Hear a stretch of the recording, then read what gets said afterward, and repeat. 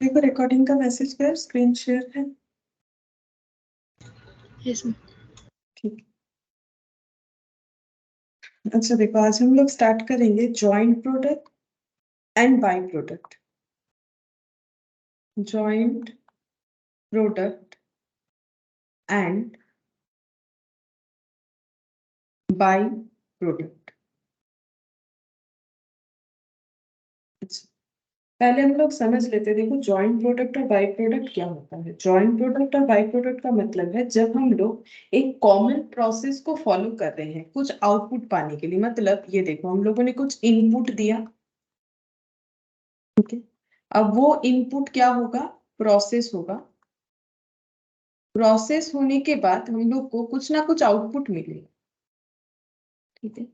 तो ये हम लोग का क्या हो जाता है, ये हम लोग का हो गया इनपुट और ये हम लोग का आउटपुट हो गया। अब जब हमें आउटपुट मिल रहा है एक ही प्रोसेस से, एक से ज्यादा आउटपुट मिल रहा है। मान लो हम लोग को आउटपुट 1, ठीक है, आउटपुट 2 इस तरीके से मिला, ठीक है। तो ये क्या हुआ, एक ही प्रोसेस हुआ लेकिन दो आउटपुट मिला।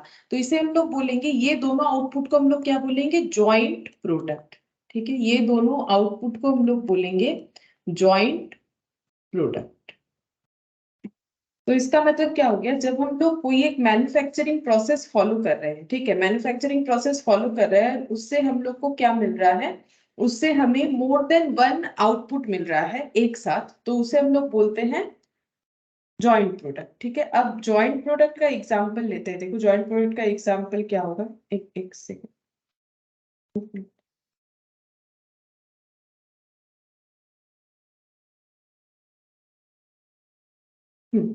तो देखो हम लोग का जॉइंट प्रोडक्ट का क्या क्या एग्जाम्पल हो सकता है।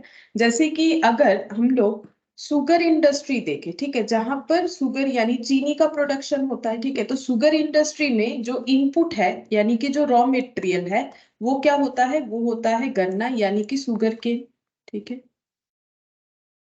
ये हम लोग का क्या हो गया, इनपुट।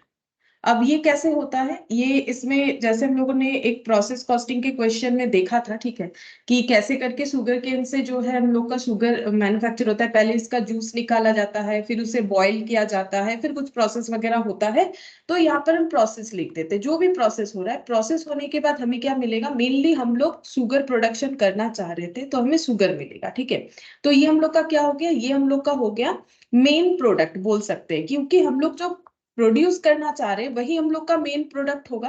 अब ये जॉइंट प्रोडक्ट को हम लोग मेन प्रोडक्ट भी बोल सकते हैं। हम लोग को अगर दो मेन प्रोडक्ट मिला, मतलब हम लोगों ने ऐसा कोई प्रोडक्शन मतलब प्रोसेस फॉलो किया जिससे हमें क्या मिला, जिससे हमें दो आउटपुट मिला, ठीक है। अब एक आउटपुट भी मिल सकता है, तो इसे ये जो शुगर मिला ये भी हम लोग का क्या हो गया, मेन प्रोडक्ट। बट अगर दो आउटपुट नहीं आ रहा है तो हम लोग जॉइंट प्रोडक्ट नहीं बोलेंगे। जॉइंट मतलब क्या, जॉइंटली जो प्रोड्यूस हो रहा है। तो ये देखो जॉइंट प्रोडक्ट यहाँ पर अगर एक ही मिल रहा है तो इसे ही हम लोग मेन प्रोडक्ट बोलेंगे। और शुगर इंडस्ट्री में क्या होता है, शुगर प्रोडक्शन के साथ साथ बाई चांस, ठीक है, बाई चांस मतलब हम लोग चाहते नहीं कि वो प्रोड्यूस हो बट वो प्रोड्यूस हो सकता है, दैट इज मोलासिस, ठीक है। शुगर यहाँ पर प्रोसेस करने पे मोलासिस भी हमें जो है प्रोड्यूस मिल सकता है। मोलासिस हम लोग चाहते नहीं थे, मतलब मेरा बात समझो, हम ये बोलना चाह रहे हैं कि मोलासिस जो है ये हम लोग नहीं चाह रहे थे, कि हमें गुड़ का कोई रिक्वायरमेंट नहीं था। बेसिकली मोलासिस का मतलब क्या होता है, गुड़ होता है। हमें ये गुड़ नहीं चाहिए था बट ये भी हमें मिल गया, तो इसे हम लोग क्या बोलेंगे, बाई प्रोडक्ट। मतलब हम अभी चैप्टर का इंट्रोडक्शन दे रहे हैं कि ये चैप्टर का नाम ऐसा क्यों है, ठीक है। तो बाई प्रोडक्ट, और ये हम लोग का जो शुगर आया इसे हम लोग बोलेंगे मेन प्रोडक्ट, ठीक है। अब ये दोनों, ये बाई प्रोडक्ट क्यों है, देखो बाई प्रोडक्ट और ज्वाइंट प्रोडक्ट में फर्क क्या है। बाई प्रोडक्ट का मतलब हम लोग प्रोसेस करते वक्त ये नहीं चाह रहे थे कि मोलासिस आए बट मोलासिस आ गया, तो that is the by product, पहला कंडीशन। और दूसरा और एक चीज भी होता है कि अगर प्रोडक्शन करते वक्त मल्टीपल प्रोडक्ट प्रोड्यूस हो रहा है, ठीक है, और ये अनइंटेंशनली हो रहा है, मोलासिस जो प्रोड्यूस हुआ ना ये अनइंटेंशनली हो रहा है, तो इसे हम लोग बाई प्रोडक्ट बोलेंगे। और दूसरा बात ये है कि शुगर से मोलासिस का अगर मार्केट सेल वैल्यू कम होता है, बेसिकली बोलो तो इकोनॉमिकल वैल्यू, ठीक है। कौन सा जॉइंट प्रोडक्ट है कौन सा बाई प्रोडक्ट है, वो वो दो चीजों पे डिपेंड करता है, ठीक है। एक तो अगर अनइंटेंशनली प्रोड्यूस होता है तो वो बाई प्रोडक्ट है, ठीक है। दूसरा, अगर उसका सेल वैल्यू या इकोनॉमिकल वैल्यू मार्केट में मेन प्रोडक्ट से कम है तो वो बाई प्रोडक्ट होगा ही होगा, ठीक है।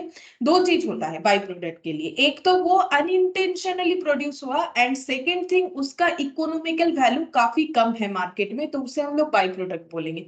जॉइंट प्रोडक्ट का मतलब जब जॉइंटली एक से ज्यादा हम लोग प्रोडक्ट खुद इंटेंशनली प्रोड्यूस करना चाह रहे तो उसे जॉइंट प्रोडक्ट बोलेंगे। जैसे कि एग्जांपल के तौर पे यहाँ पर देखो कि अगर क्रूड ऑयल को हम लोग प्रोसेस करते हैं, ठीक है, यहाँ पर लिखते हैं, अगर हम लोग क्रूड ऑयल प्रोसेस करते हैं, इनपुट क्या दे दिया, क्रूड ऑयल, ठीक है।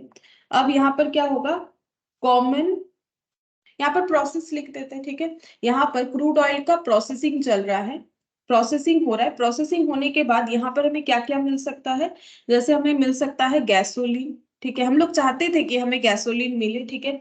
हम लोग चाहते हैं कि हम लोग को क्या मिले, हम लोग को मिले ऑयल, ठीक है, ऑयल मिल जाए, और हमें क्या मिले, और हमें मान लो यहाँ पर जैसे कि और क्या मिल सकता है, केमिकल, ठीक है, केमिकल, ठीक है। ये सब हम लोग का क्या हो गया, ये सब हम लोग का हो गया क्रूड ऑयल प्रोसेस करते वक्त, ये तीनों मिला के हम लोग का क्या हो गया, जॉइंट प्रोडक्ट, ठीक है। अगर हम लोग चाहते हैं कि ये प्रोसेस करके हमें ये सारी चीज मिल जाए, लाइक गैसोलीन, ऑयल, केमिकल, ये सारी चीज अगर हमें मिल जाए, ऐसा अगर हम लोग चाहते हैं तो ये हम लोग का क्या हो जाएगा, ये हम लोग का जॉइंट प्रोडक्ट हो जाएगा, ठीक है। अच्छा, अब जैसे और एक दिखाते हैं, मिल्क इंडस्ट्री में देखो, मिल्क इंडस्ट्री में जॉइंट प्रोडक्ट क्या क्या हो सकता है, जैसे मतलब डेयरी इंडस्ट्री बेसिकली, ये देखो, एक्चुअली क्रूड ऑयल का ना हम ऐसे लिखते हैं, मेन ये सब नहीं होता है, मेनली क्रूड ऑयल का यहाँ पर देखो, मतलब एग्जांपल थोड़ा अलग हो जा रहा है। क्रूड ऑयल से हम लोग यहाँ पर लिखते हैं पेट्रोल और डीजल, ठीक है। हम लोग चाह रहे थे कि हमें पेट्रोल और डीजल मिल जाए मैन्युफैक्चर करके, और हमें मिला, ठीक है, पेट्रोल और डीजल मिला, और ये दोनों का ही मार्केट वैल्यू ना, इकोनॉमिकल वैल्यू लगभग एक ही जैसा, मतलब कम ज्यादा तो है, लेकिन ऐसा नहीं है कि इस मतलब बाई प्रोडक्ट की तरह कम है, ठीक है। जैसे कि गुड़ और चीनी में काफी प्राइस में फर्क हो जाता है, तो वो देखना पड़ेगा कि मार्केट में इकोनॉमिकल वैल्यू कैसा है, उसके ऊपर डिपेंड करके हम लोग जॉइंट प्रोडक्ट या बाई प्रोडक्ट बोलेंगे। दूसरा यहाँ पर देखो, पेट्रोल डीजल, ये क्रूड ऑयल प्रोसेस करके पेट्रोल डीजल आया, ये हम लोग का क्या हो गया, जॉइंट प्रोडक्ट हो गया, ठीक है। अच्छा, अब जैसे देखो डेयरी इंडस्ट्री में, डेयरी इंडस्ट्री में मान लो प्रोसेस हो रहा है, और हम लोग वहां पर एज ए रॉ मटेरियल क्या दे रहे हैं, एज ए रॉ मटेरियल हम लोग दे रहे हैं मिल्क, ठीक है। मिल्क हम लोग का क्या है, रॉ मटेरियल, इनपुट दे रहे हैं, और हम लोग को क्या मिल गया, मान लो हम लोग को मिल गया होल मिल्क और क्रीम, ठीक है, ये दो चीज मिल गया, तो ये हम लोग का क्या हो गया, जॉइंट प्रोडक्ट हो गया, ठीक है। ये हम लोग का जॉइंट प्रोडक्ट हो गया, तो ये हम पहले जॉइंट प्रोडक्ट का ही बोल रहे हैं, ये हम लोग का जॉइंट प्रोडक्ट हो जाएगा। सिमिलर तरीके से हम लोग का इसमें भी, इस इंडस्ट्री में भी हम लोग का क्या हो सकता है, बाई प्रोडक्ट भी हो सकता है।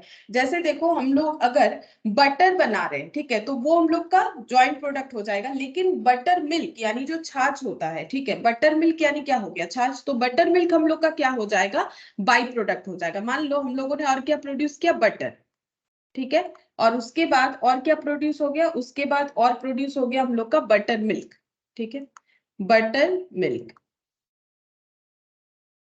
ठीक है, बटर मिल्क। तो ये बटर मिल्क जो है, ये हम लोग का बाई प्रोडक्ट है। क्यों बाई प्रोडक्ट है, क्योंकि बटर मिल्क का प्राइस जो है बटर से काफी कम होता है, ठीक है। बटर मिल्क का प्राइस जो है बटर से, जैसे देखो, अगर घर पे कभी छाछ बनाने के लिए अगर प्रोसेस देखे हो, जैसे नॉर्मली घर पे माँ कर सकती है, ठीक है, अगर मतलब नॉर्मली शहर में ये सारी चीज नहीं होते हैं, ठीक है। मतलब अगर हम लोग ऐसे बड़े बड़े सिटीज में देखें तो यहाँ तो नॉर्मली जो है गाय वगैरह का बात नहीं होता है कि लोगों के घर पे गाय है, भैंस है, तो ये सब होता है, तो गांव में ऐसा चीज होता है, ठीक है।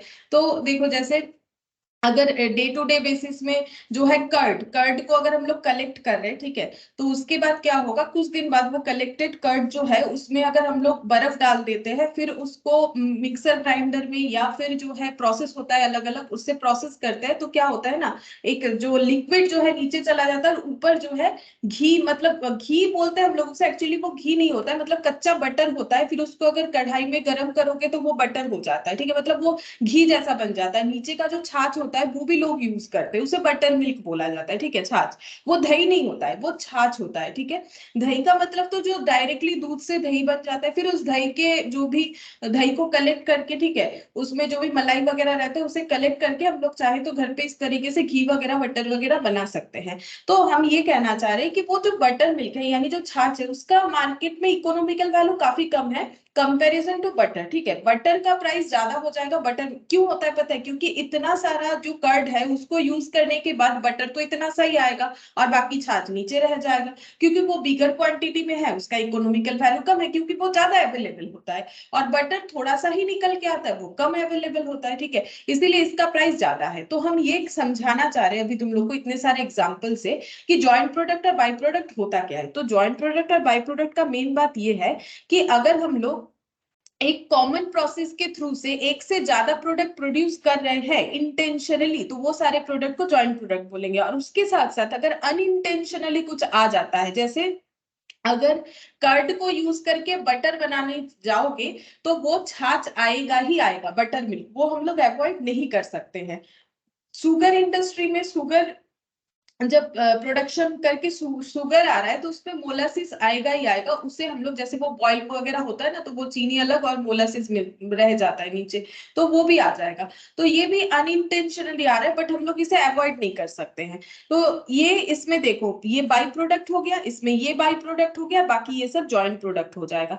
तो एक काम करते हैं, हम पहले थोड़ा सा इसका डेफिनेशन लिखवा देते हैं, जॉइंट प्रोडक्ट और बाई प्रोडक्ट किसे बोला जाता है, क्योंकि ये चैप्टर से ना हमें थ्योरी भी पूछ सकता है या फिर प्रैक्टिकल क्वेश्चन भी दे सकता है। तो हम यहाँ पर लिखवा देते हैं जॉइंट प्रोडक्ट क्या होता है।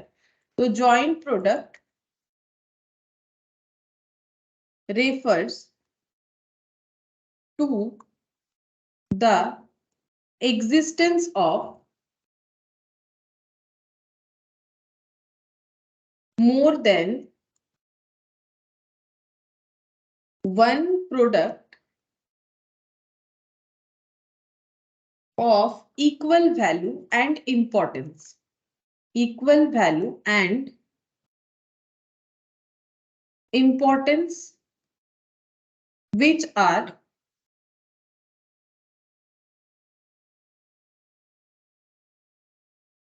produced simultaneously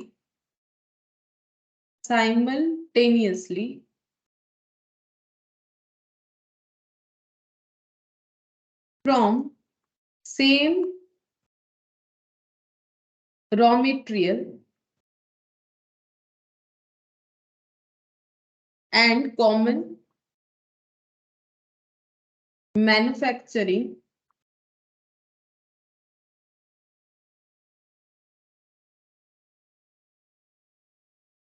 procedure, ठीक है। For example, in case of dairy industry,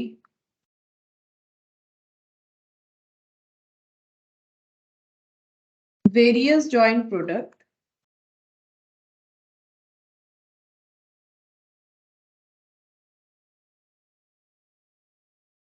obtain like milk,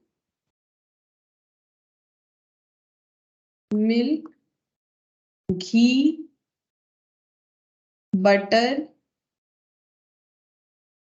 cheese, lassi, etcetera, ठीक है।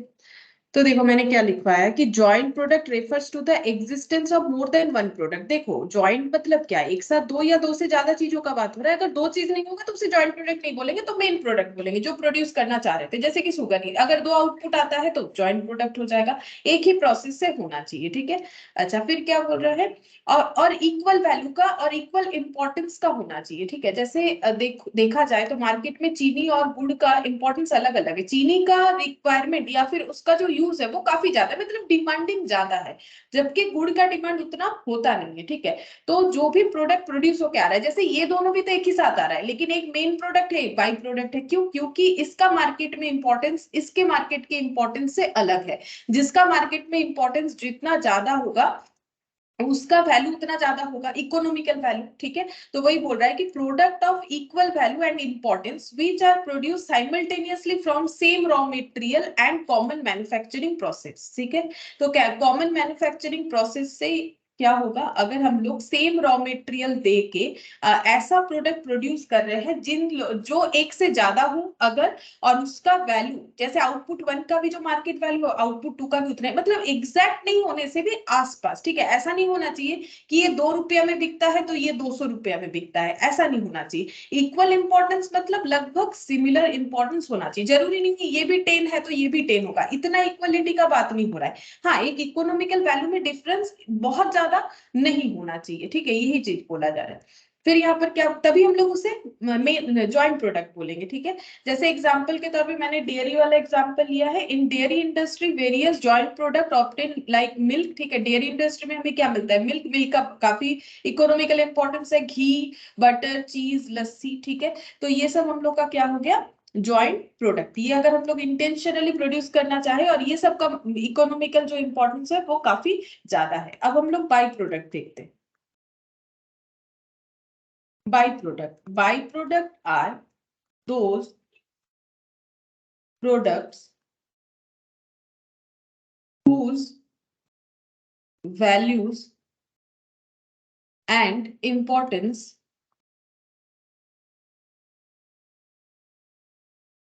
is less as compared to main product. Main product से इसका जो है इंपॉर्टेंस, इकोनॉमिकल वैल्यू बोलो, इंपॉर्टेंस बोलो, कम होता है। और दूसरा और एक चीज भी होता है, ये अनइंटेंशनली प्रोड्यूस हो जाता है। एक्चुअली प्रोडक्ट को प्रोड्यूस करने के टाइम पे ऐसा कोई इंटेंशन रहता नहीं है कि ये प्रोडक्ट प्रोड्यूस हो जाए, बट अगर ऐसा हो जाता है तो ठीक है। तो यहाँ पर एग्जाम्पल के तौर पे, इन case of business of sugar manufacturing,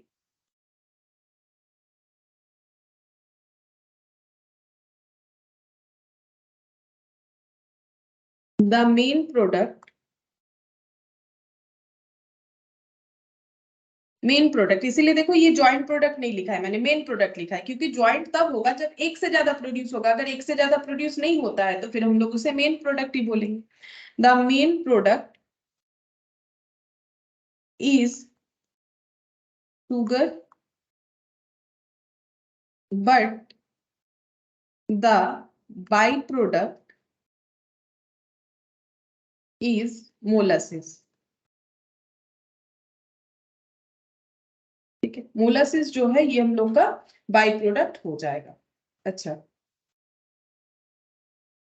oil industry वाला भी एक एग्जांपल लिखते, यहाँ पर लिख देते हैं, और एक एग्जांपल यहाँ ऐड कर देते हैं। इन case of oil industry, in case of joint product का लिख रहा है, इन केस ऑफ ऑयल इंडस्ट्री,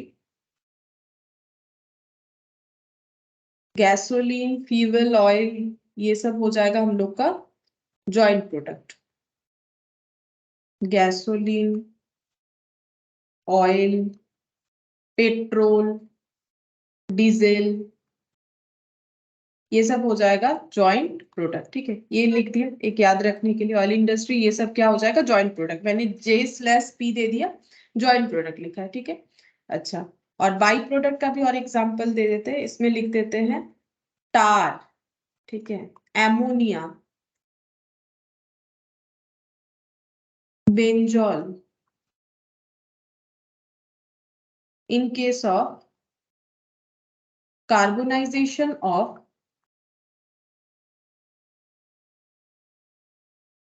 कोल, ठीक है। कोयला का यूज जब किया जाता है, कोयला का जब कार्बोनाइजेशन करवाया जाता है, तब अगर जैसे कि टार, एमोनिया, बेंजोल, ये सब बेंजोल होगा, ये मैंने गलत लिख दिया है, ये हो जाएगा बेंजोल, ठीक है। बेंजोल, ये सब जो है हम लोग का क्या हो जाता है, by product, or by product. और इसके अलावा glycerine, in case of soap manufacture is a byproduct, soap manufacture करते वक्त ग्लिसरीन प्रोड्यूस हो जाते हैं अनइंटेंशनली, तो उसे हम लोग बोलते हैं बाई प्रोडक्ट। ठीक है, तुम लोग जो याद रख सकते हो याद रखो। ठीक है, एग्जाम्पल अगर थियोरिटिकली आ जाए, दो दो एग्जाम्पल देने का जरूरत नहीं है, लेकिन कोई भी एक याद रह ही जाएगा प्रैक्टिकली सोचोगे तो। ठीक है, तो ये हम लोग का हो गया जॉइंट प्रोडक्ट बाई प्रोडक्ट। अच्छा, अब हमें इस चैप्टर में मेनली करना क्या है? चैप्टर में मेनली ये करना है कि हमें ये आइडेंटिफाई करना है। जैसे मान लो हम लोगों ने 1000 रुपीज का sugarcane as a input दे दिया, अब हमें शुगर भी मिला, मोलासिस भी मिला। हाँ, मार्केट में इसका इकोनॉमिकल वैल्यू हाई है, इसका लो है, लेकिन हम लोग दोनों ही सेल कर सकते हैं। ठीक है, जैसे मोलासिस बिकता है, हो सकता है कि कोई बाई प्रोडक्ट सेलेबल ही ना हो, ऐसा भी हो सकता है, लेकिन ये तो सेलेबल है। ऐसा नहीं कि गुड़ बिकता नहीं है, गुड़ तो बिकता है, डिमांड भले ही कम हो, बिकता है। ठीक है, तो हमें ये फाइंड आउट करना है कि जब हम लोग सेल वैल्यू डिसाइड करना चाहे तो हमें क्या पता होना चाहिए? कॉस्ट, फिर उस पर हम लोग प्रॉफिट लगाएंगे। तो कॉस्ट को कैसे आइडेंटिफाई करें? ये 1000 रुपीज का कॉस्ट तो पूरा शुगर पे नहीं लगा सकते, पूरा मोलासिस पे भी नहीं लगा सकते। क्यों? क्योंकि ये 1000 रुपीज का कॉस्ट इनकट करके तो हमें दो चीज मिला है। तो अब यहाँ पर मतलब ये चैप्टर का मेन जो कंसेप्ट यही है कि हम लोग ज्वाइंट कॉस्ट, इसको क्या बोलेंगे? Joint cost. ये जो कॉस्ट लग रहा है इसको ज्वाइंट कॉस्ट बोलेंगे। इस ज्वाइंट कॉस्ट को कैसे हम लोग ये दोनों प्रोडक्ट में एपोर्शन करें, या फिर ये दोनों आउटपुट में एपोर्शन करें, या फिर ये दोनों आउटपुट में एपोर्शन करें। तो हमें ये इस चैप्टर में फाइंड आउट करना है कि हम लोग ज्वाइंट कॉस्ट को किस तरीके से ज्वाइंट प्रोडक्ट में एपोर्शन कर सकते हैं। ये चीज हम लोग को यहाँ पर फाइंड आउट करना पड़ेगा। अच्छा, अब इसके साथ और एक टर्म भी होता है, वो हम बता देते हैं। ठीक है, उससे कोई क्वेश्चन तो नहीं आएगा, लेकिन ये टर्म हमें याद रखना चाहिए, दैट इज को प्रोडक्ट। को प्रोडक्ट भी एक टर्म होता है, लेकिन इससे कोई सम्स नहीं आता है। तो पहले समझ लो क्या होता है, तो समझ जाओगे क्यों इससे कोई प्रैक्टिकल नहीं आएगा। को प्रोडक्ट क्या होता है? को प्रोडक्ट का मतलब पहले हम समझा देते हैं।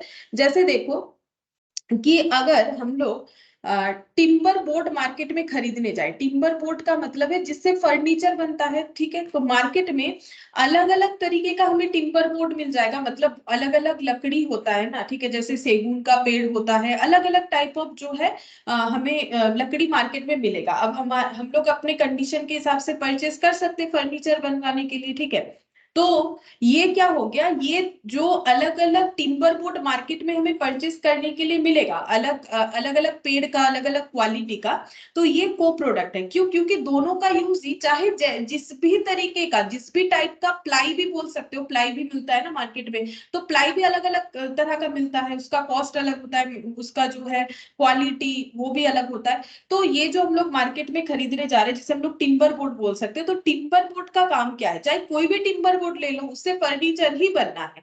ठीक है, लेकिन कोई टिम्बर बोर्ड किसी पेड़ से बना हुआ है, कोई टिम्बर बोर्ड किसी पेड़ से बना हुआ है। ठीक है, तो इसको हम लोग बोलेंगे को प्रोडक्ट। तो को प्रोडक्ट का मतलब क्या हो गया? को प्रोडक्ट का मतलब हो गया, यहाँ पर लिखते हैं पहले, जॉइंट प्रोडक्ट एंड बाई को प्रोडक्ट, ऐसे जेपी लिख दे रहे हैं हम। ठीक है, जॉइंट प्रोडक्ट इतना बड़ा वर्ड बार बार नहीं लिख रहे। Joint product and by products are used in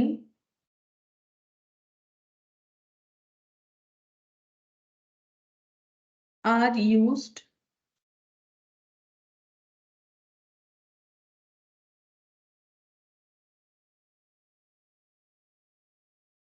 synonymously in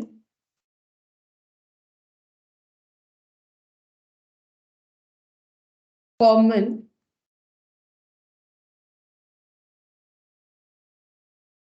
but strictly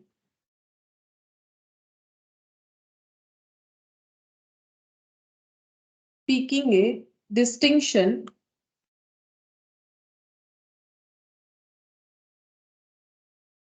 can be made between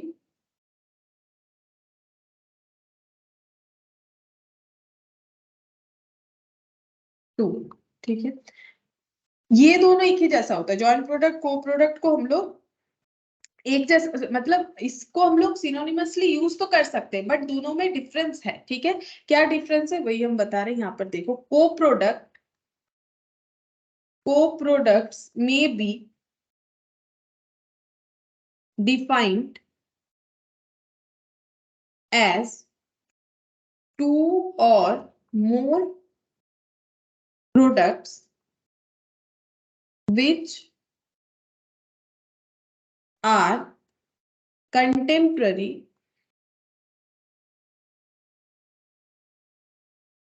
but do not emerge necessarily from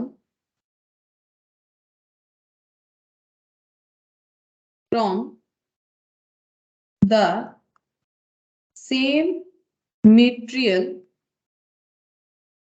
in the same process.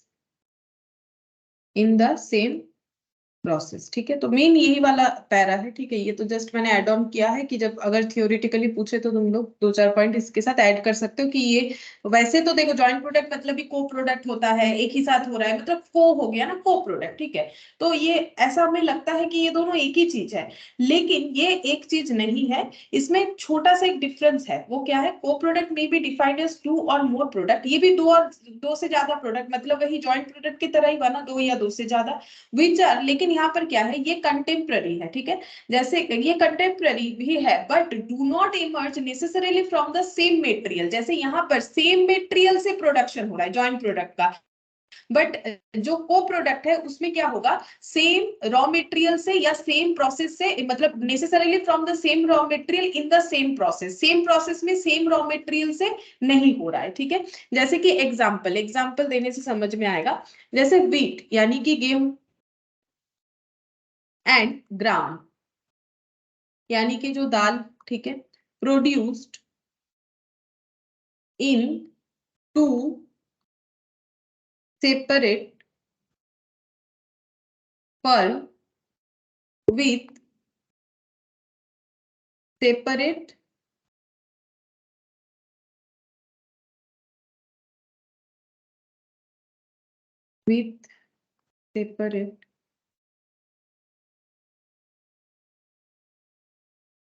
processing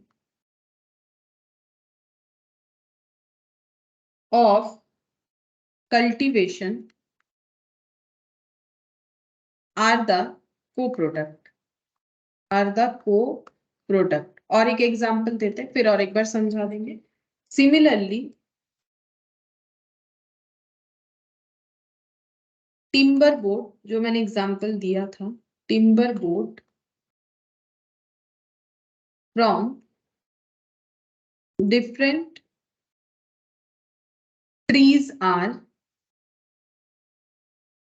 co-product।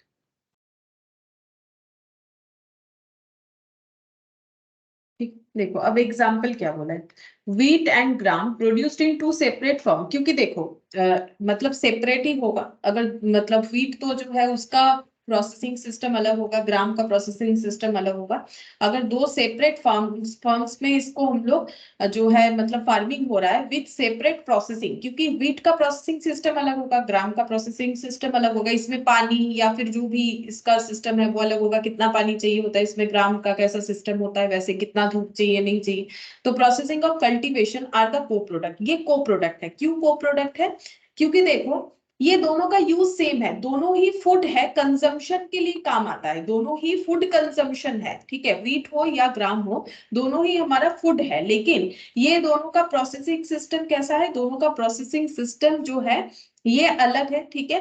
और दोनों का जो raw materials है वो भी अलग है, क्योंकि अगर हमें व्हीट चाहिए तो उसका रॉ मटेरियल्स अलग होगा, ठीक है। और अगर हमें ग्राम चाहिए तो उसका जो है रॉ मटेरियल्स क्या हो जाएगा, अलग हो जाएगा। तो यही बोल रहा है, देखो यहाँ पर co-product may be defined as 2 or more products which are contemporary but do not emerge necessarily from the same material in the same process. Same process में सेम मटेरियल से हो ऐसा जरूरी नहीं। जैसे ये देखो यहाँ पर timber board from different trees are co product, ठीक है। ये एक ट्री है, ठीक है, ये एक ट्री है, इससे कुछ लकड़ी लिया गया, इससे कुछ लकड़ी लिया गया, और दोनों से ही टिम्बर बोर्ड बना दिया गया। टिम्बर बोर्ड का यूज क्या है? टिम्बर बोर्ड फर्नीचर बनाने में काम आएगा, ठीक है। टिम्बर बोर्ड फर्नीचर, इससे भी फर्नीचर बनेगा, इससे भी फर्नीचर बनेगा।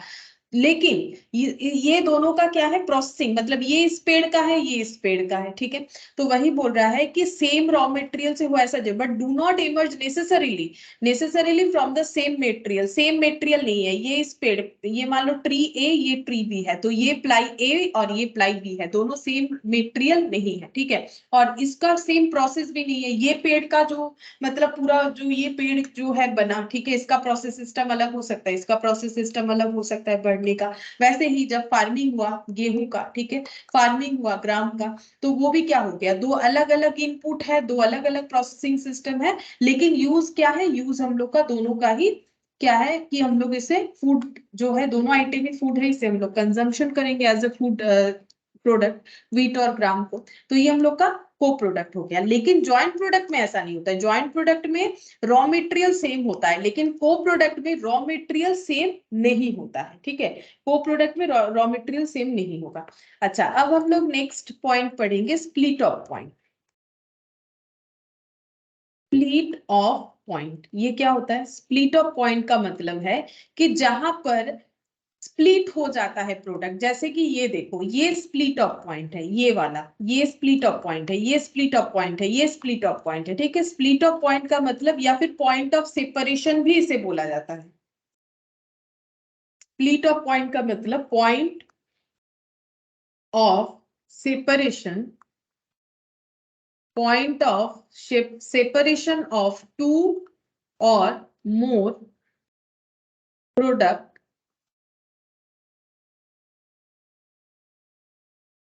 अब जो प्रोडक्ट सेपरेट होके आ रहा है वो ज्वाइंट प्रोडक्ट भी हो सकता है या फिर बाई प्रोडक्ट भी हो सकता है, from the common process, from the common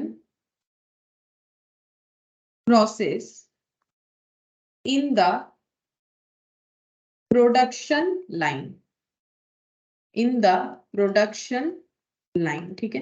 तो ये मैंने क्या लिखा है, पॉइंट ऑफ सेपरेशन। जैसे कि हम यहाँ पर एक एग्जांपल करके दिखाते हैं, ये देखो, ये प्रोसेस है, यहाँ पर प्रोसेस होगा, ठीक है।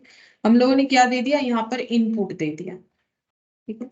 अब यहाँ पर हम लोग को दो आउटपुट मिला, ठीक है। यहाँ पर लिख देते हैं ए और बी, ठीक है, या फिर finish goods A, finish goods B, ऐसे लिख देते हैं, finish goods one, finish goods two, ये दो फिनिश गुड्स मिला। तो यहाँ पर हम लोग का स्प्लिट ऑफ पॉइंट कौन सा है, ये हम लोग का स्प्लिट ऑफ पॉइंट है, ये जहां पर ये स्प्लिट हो गया, ये हम लोग का क्या हो गया, split off point, split off point.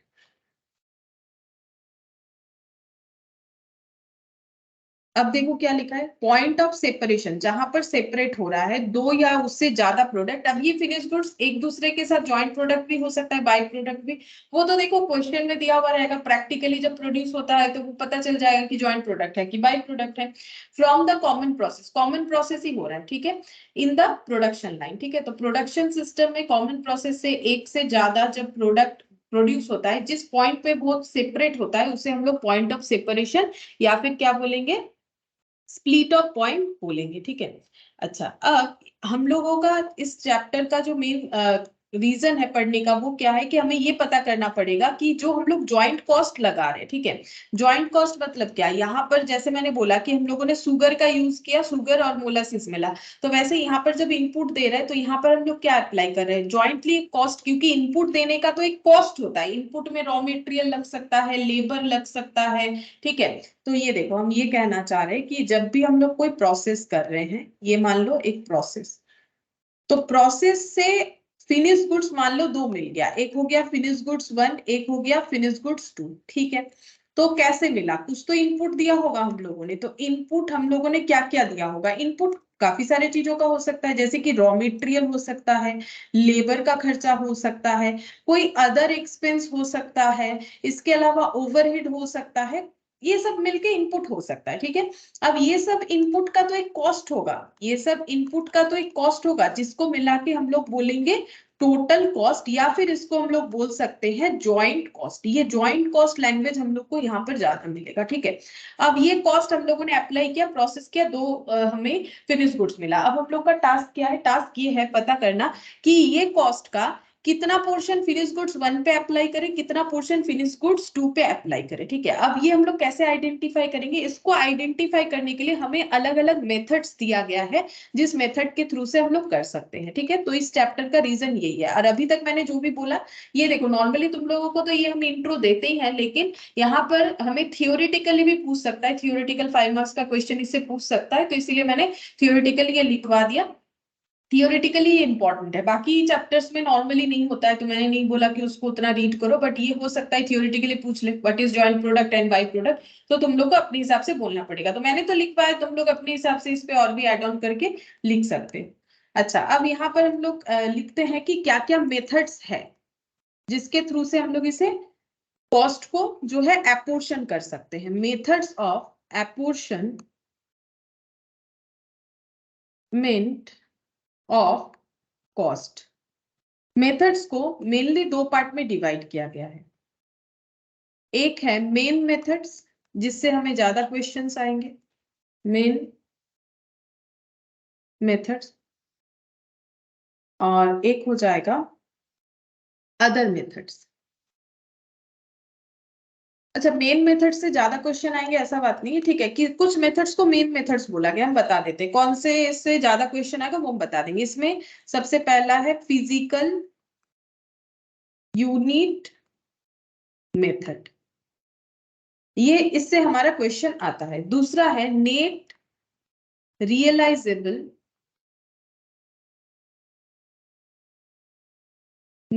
Realisable value at split off point method. Split off point method भी लिख सकते हो चाहे, मतलब एनआरवी मेथड भी इसे बोला जाता है, ठीक है, एनआरवी। और उसके बाद यूजिंग टेक्निकल एस्टिमेट, ये 3 मेथड को मेन मेथड माना गया है। इसके अलावा और भी कुछ मेथड्स है, जैसे कि market value at separation point, market value at the point of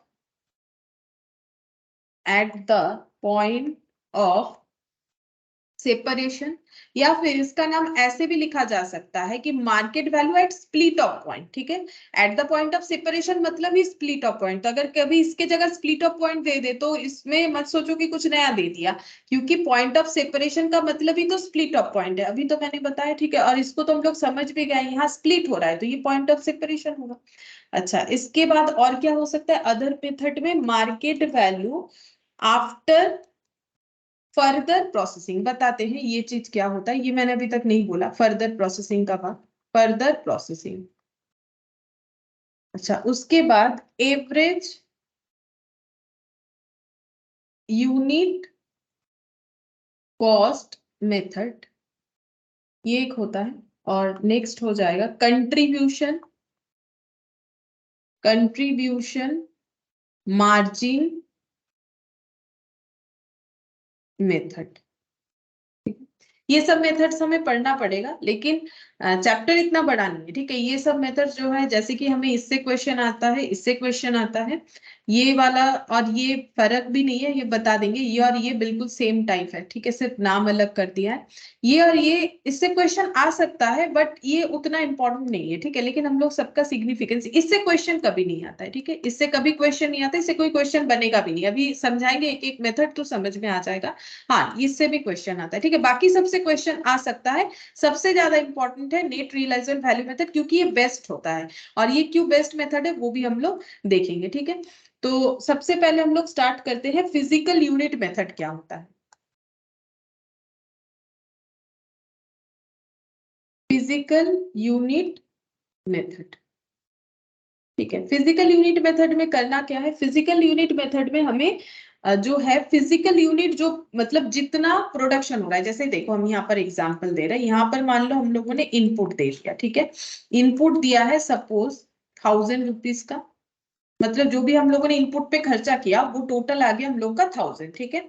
उसके बाद प्रोसेस हुआ, प्रोसेस होने के बाद सपोज 2 फिनिश गुड्स आया हम लोग का, फिनिश गुड्स 1 और फिनिश गुड्स 2, ठीक है। अब ये आ गया मान लो 200 kg और ये आ गया मान लो 300 kg, ये जस्ट एक रैंडमली हम एग्जांपल ले रहे हैं।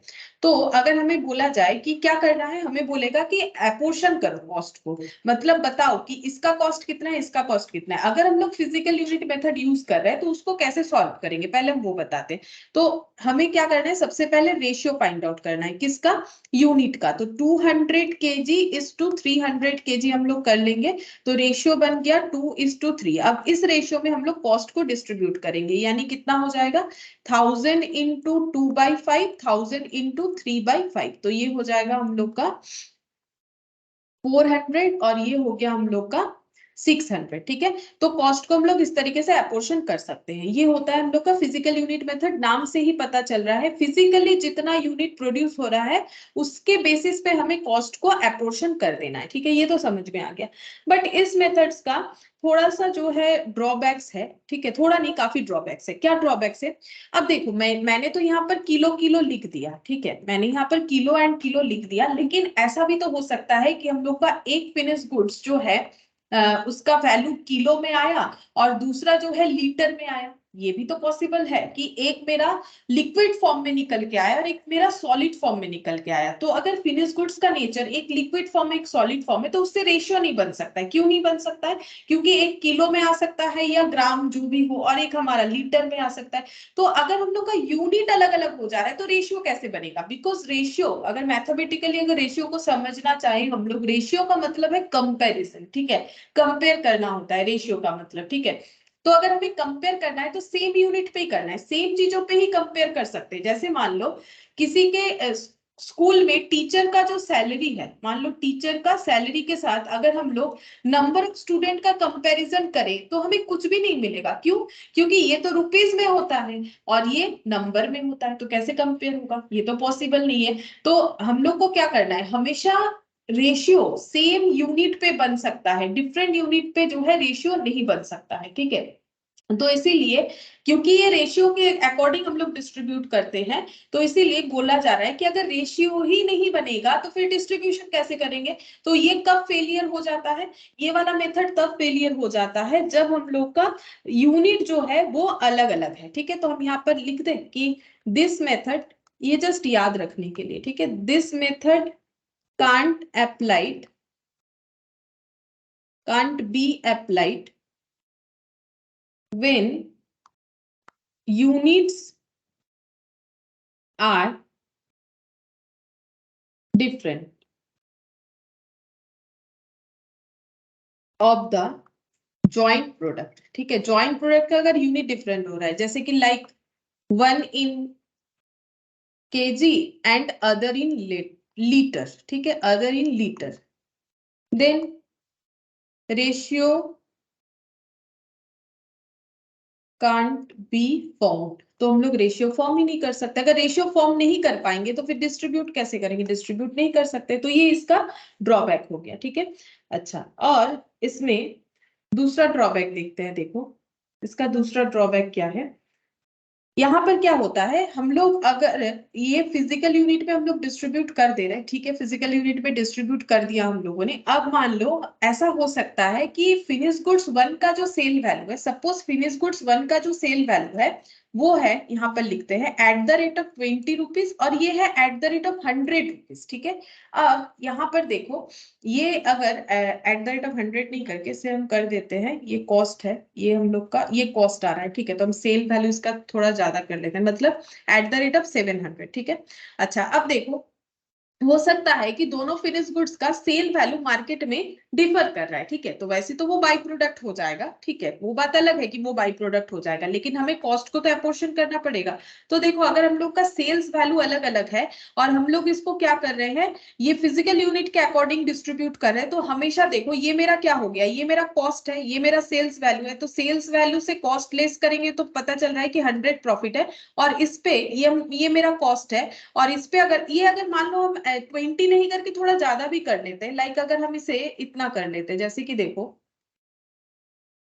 इसे अगर हम यहाँ पर इसे हम कर लेते हैं 350, ठीक है, ऐसा कर लिया तो ये क्या हो जाएगा, 350 अगर कर लिया तो ये हम लोग का हमेशा लॉस ही दिखेगा। देखो ये हो गया 400 हम लोग का कॉस्ट और सेल वैल्यू 350, 350 माइनस 400, 50 रुपीज का लॉस ही दिखेगा, ठीक है। तो ये क्या बोल रहा है कि ये इसमें एक प्रॉब्लम ये हो जाता है कि अगर हम लोगों का सेल वैल्यू मार्केट में काफी डिफर कर रहा है दोनों प्रोडक्ट का, तो उस केस में हम लोग फिजिकल यूनिट मेथड नहीं फॉलो कर सकते। क्यों? क्योंकि उसमें क्या हो जाएगा, एक प्रोडक्ट का तो जिसपे कॉस्ट ज्यादा मतलब अप्लाई हो जा रहा है लेकिन सेल वैल्यू हाई है, वो तो प्रॉफिटेबल दिखेगा, लेकिन जिसका कॉस्ट जो है वो तो लगभग हम लोगों ने ये 400 600 ऐसे अप्लाई कर दिया है, लेकिन अगर किसी का सेल वैल्यू काफी ज्यादा कम है तो वो हमेशा लॉस में दिखेगा, ठीक है। तो इसीलिए हम लोग इसको यहाँ पर भी अप्लाई नहीं कर पाएंगे, मतलब ये सेल वैल्यू को कंसीडर नहीं कर पाता। इसका ड्रॉबैक क्या है, और एक ड्रॉबैक लिखते हैं, ये सेल वैल्यू को कंसीडर नहीं कर पा रहा है, can't consider the sales value. Sales value को कंसीडर नहीं कर पाएगा अगर एक का ज्यादा है और दूसरे का कम है मार्केट में। तो इससे क्या होगा, एक हम लोग का फिनिश गुड्स हमेशा प्रॉफिटेबल दिखेगा और दूसरा हम लोग का लॉस में दिखेगा, अगर ऐसा होता है, अगर सेल वैल्यू हम लोग का काफी डिफर कर जाता है, ठीक है। तो ये हमें कहाँ अप्लाई करना चाहिए, फिर ये मेथड क्यों सिखाया जा रहा है, कहीं ना कहीं तो इसका अप्लाई एप्लीकेशन होगा। हाँ, इसका एप्लीकेशन होगा तब करना चाहिए जब हमारा जितना भी प्रोडक्ट निकल के आ रहा है वो इक्वल इंपॉर्टेंस का हो, मतलब ज्वाइंट प्रोडक्ट होना चाहिए, ठीक है। एक ज्वाइंट एक बाई इस पे अप्लाई नहीं होगा, ये हमारा तभी अप्लाई होना चाहिए जब ये हम लोग का क्या होगा, एक ही टाइप का प्रोडक्ट बनेगा। अगर फिनिश गुड्स 1 और फिनिश गुड्स 2 ये दोनों ही अगर इक्वल इंपॉर्टेंस का है तो हमें फिजिकल यूनिट यूज करना चाहिए। तो हम यहाँ पर लिख देते हैं कब यूज कर सकते हैं, यहाँ पर लिखेंगे it can be used, it can be used when the output is of equal importance। Output अगर इक्वल इंपॉर्टेंस का है, आउटपुट अगर इक्वल इंपॉर्टेंस का है तो हमें इस मेथड को यूज करना चाहिए, ठीक है। अच्छा, अब इस पे हम लोग एक क्वेश्चन करके देखते हैं। देखो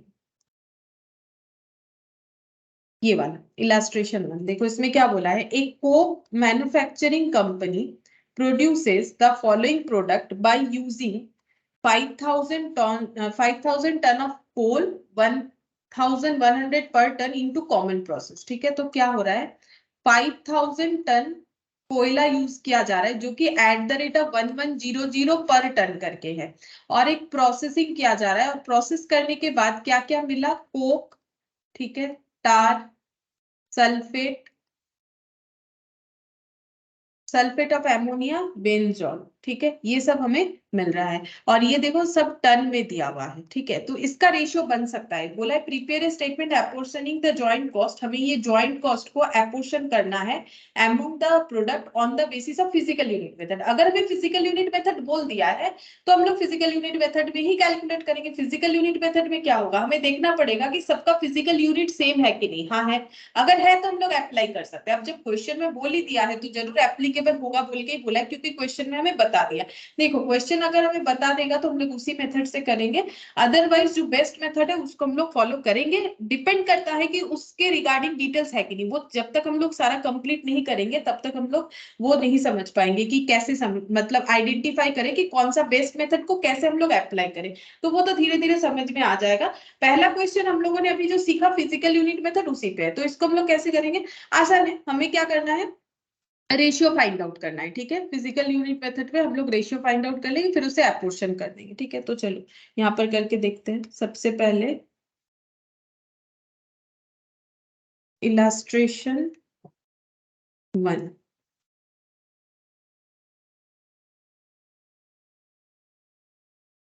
आइटम, एक काम करते हैं हम लोग को पूरा फॉर्मेट से ही करके दिखा देते हैं कि कैसे करके प्रेजेंटेशन करना पड़ेगा। Apportion of, apportionment of joint cost as per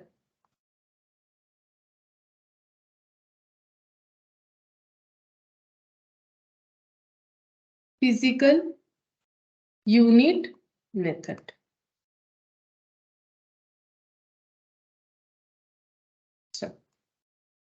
यहाँ पर लिखेंगे पर्टिकुलर्स। इसका कोई रूल्स नहीं है कि हमें ऐसा ही करना पड़ेगा, ठीक है। नॉर्मली लिख के भी कर सकते हो, कॉलम वगैरह बना के भी हम लोग कर सकते हैं। पर्टिकुलर्स, फिर यहाँ पर ना जो भी प्रोड्यूस हुआ है वो लिख लेते हैं, कोक टार सल्फेट।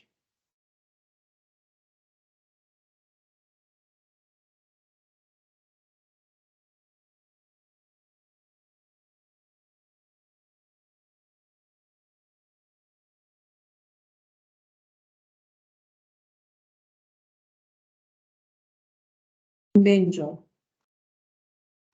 अब लिख लेते हैं इसका यूनिट टन में। कितना कितना, 3500, 1200, 3500, 1200, 52 टन और 48 टन, ठीक है। अच्छा, अब हम लोग इसमें फाइंड आउट करेंगे ज्वाइंट कॉस्ट और रेशियो। ये तो हम लोगों ने फाइंड आउट कर लिया। अच्छा, रेशियो निकाल लेते इसके बाद। Ratio 3500 is to 1200 is to 52 is to 48, ठीक है। अब इसको सिंप्लीफाई करना जरूरी नहीं है, तुम लोग ऐसे ही रख दो, ये नॉर्मली कैलकुलेटर पे हम लोग आसानी से कर सकते हैं। तो रेशियो हमें मिल गया फिजिकल यूनिट का। अब फाइंड आउट करेंगे जॉइंट कॉस्ट, क्योंकि उसे ही तो अपोर्शन करना है। तो यहाँ पर लिखते हैं जॉइंट कॉस्ट। तो जॉइंट कॉस्ट कितना हो जाएगा, जॉइंट कॉस्ट हो जाएगा 5000 ton, 5000 ton at the rate of 1100 per ton. तो ये कितना हो जाएगा, 55 और ये 3250 होगा। अच्छा,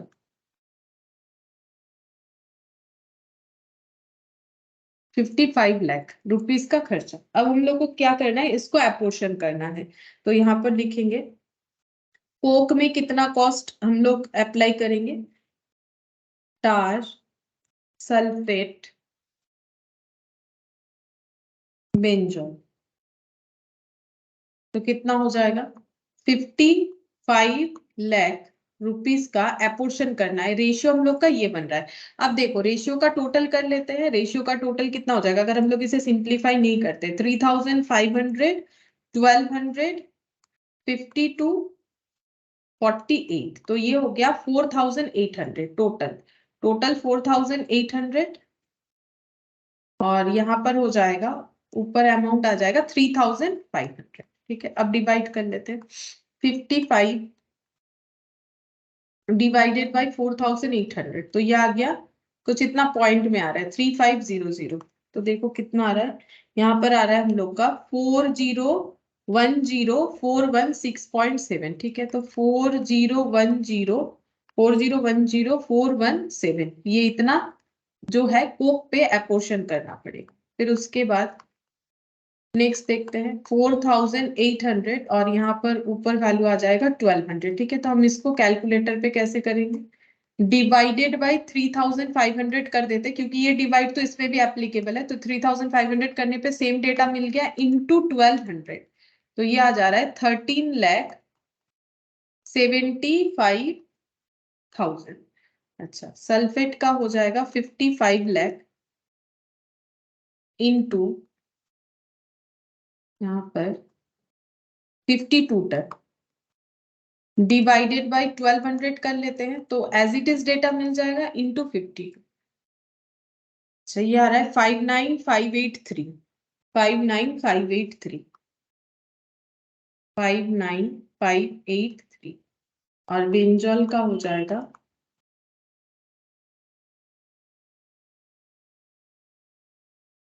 48 डिवाइडेड बाय 52 इंटू 48, 55,000, ठीक है।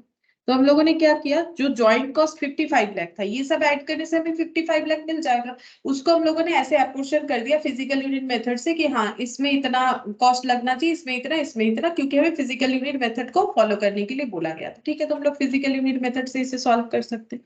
अच्छा, उसके बाद यहाँ पर नेक्स्ट देखते हैं कौन सा क्वेश्चन दिया हुआ है।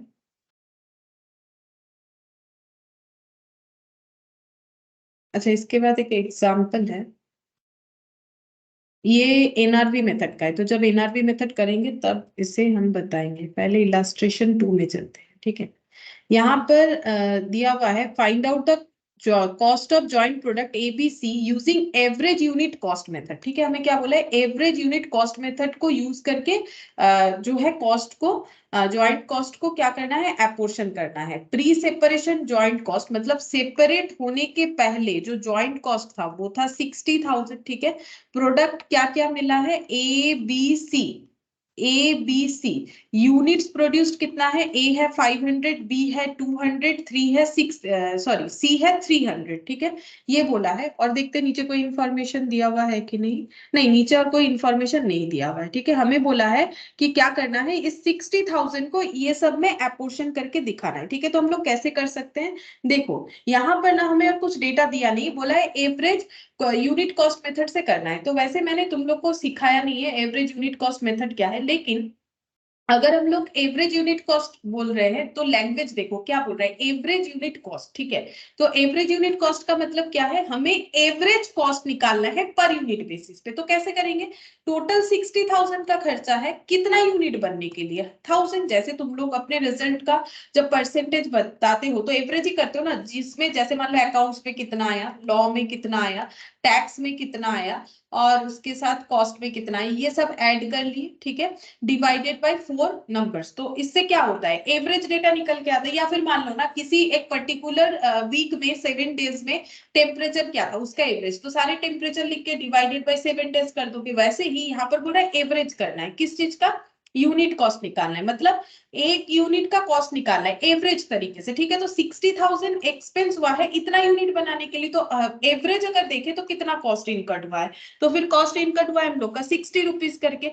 अब इसके अकॉर्डिंग बोल रहा है कि हमें क्या कर देना है, कॉस्ट को एपोर्शन कर देना है। तो 60 इंटू 500 और 60 200 इंटू 60 और 300 इंटू 60 करने पे हमें पता चल जाएगा कि कितना हमें कॉस्ट एपोर्शन करना है एक एक प्रोडक्ट पे। ठीक है, ये नाम अलग दे दिया है, लेकिन अगर बेसिकली देखो तो ये हम लोग का फिजिकल यूनिट मेथड ही है। ठीक है, फिजिकल यूनिट मेथड ही है। कैसे बताते हैं, देखो फिजिकल यूनिट मेथड में क्या होता है, हम लोग जो फिजिकल यूनिट है उसका रेशियो निकालते हैं, फिर रेशियो निकालने के बाद उसको हम लोग क्या कर लेते हैं, कॉस्ट को एपोर्शन कर लेते हैं। चलो इसका भी रेशियो निकाल के देखो, 5:2:3। ठीक है, अगर हम लोग 60,000 ऐसे करें, 60,000 इंटू 5/10, अच्छा फिर से 60,000 इंटू 2/10, और फिर से 60,000 इंटू 3/10, तो देखो सेम ही आंसर आएगा।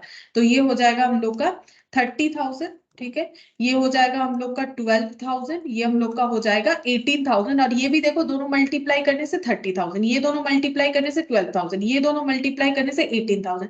मतलब बेसिकली अगर हम बोले तो ये ना जस्ट एक नाम पता नहीं क्यों चेंज किया है, लेकिन लॉजिक तो एक ही है। ठीक है, लेकिन यहाँ पर बोल रहा है कि एवरेज यूनिट करो। अब एवरेज यूनिट करो या फिजिकल यूनिट पे डिवाइड करो, हमें डिफरेंस तो कुछ मिलने वाला है नहीं, लॉजिकली तो बात वही हो रहा है ना। हम लोग डिवाइड कैसे कर रहे हैं, 5/10, बेसिकली इसी के बेसिस पे तो हो रहा है। ठीक है, तो average unit, average cost per unit हमें निकालना हो या फिर फिजिकल यूनिट मेथड करने बोले, आंसर हम लोग का सेम आएगा। लेकिन क्योंकि हमें बोला है एवरेज यूनिट कॉस्ट मेथड पे करने के लिए, तो उसका प्रेजेंटेशन जैसा होगा वैसा ही हम लोग करेंगे। ठीक है, हम यहाँ पर दिखाते हैं illustration 2, illustration 2।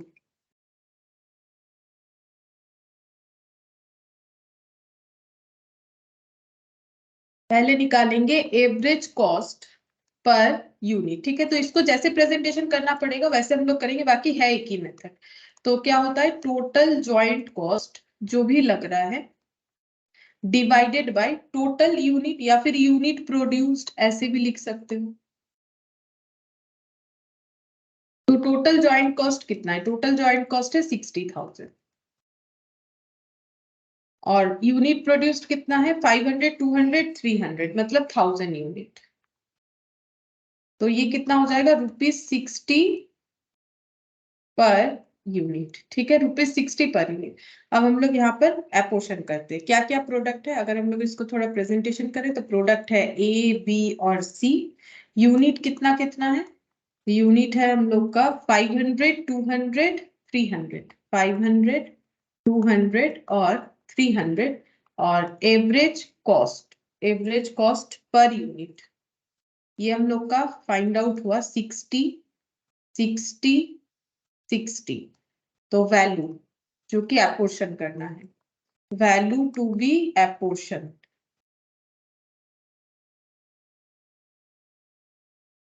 500 into 60, 200 into 60, 300 into 60, 30,000,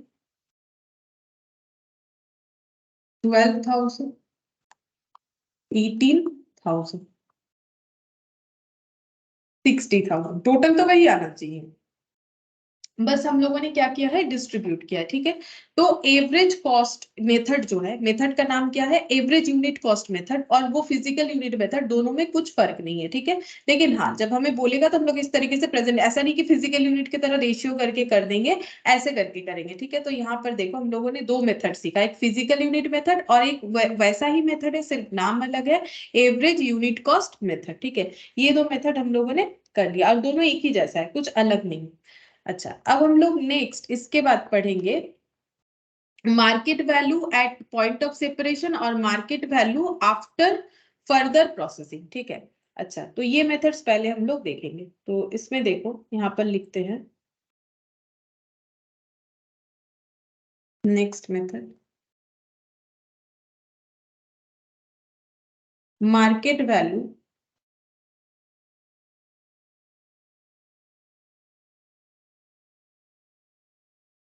eight the point of separation.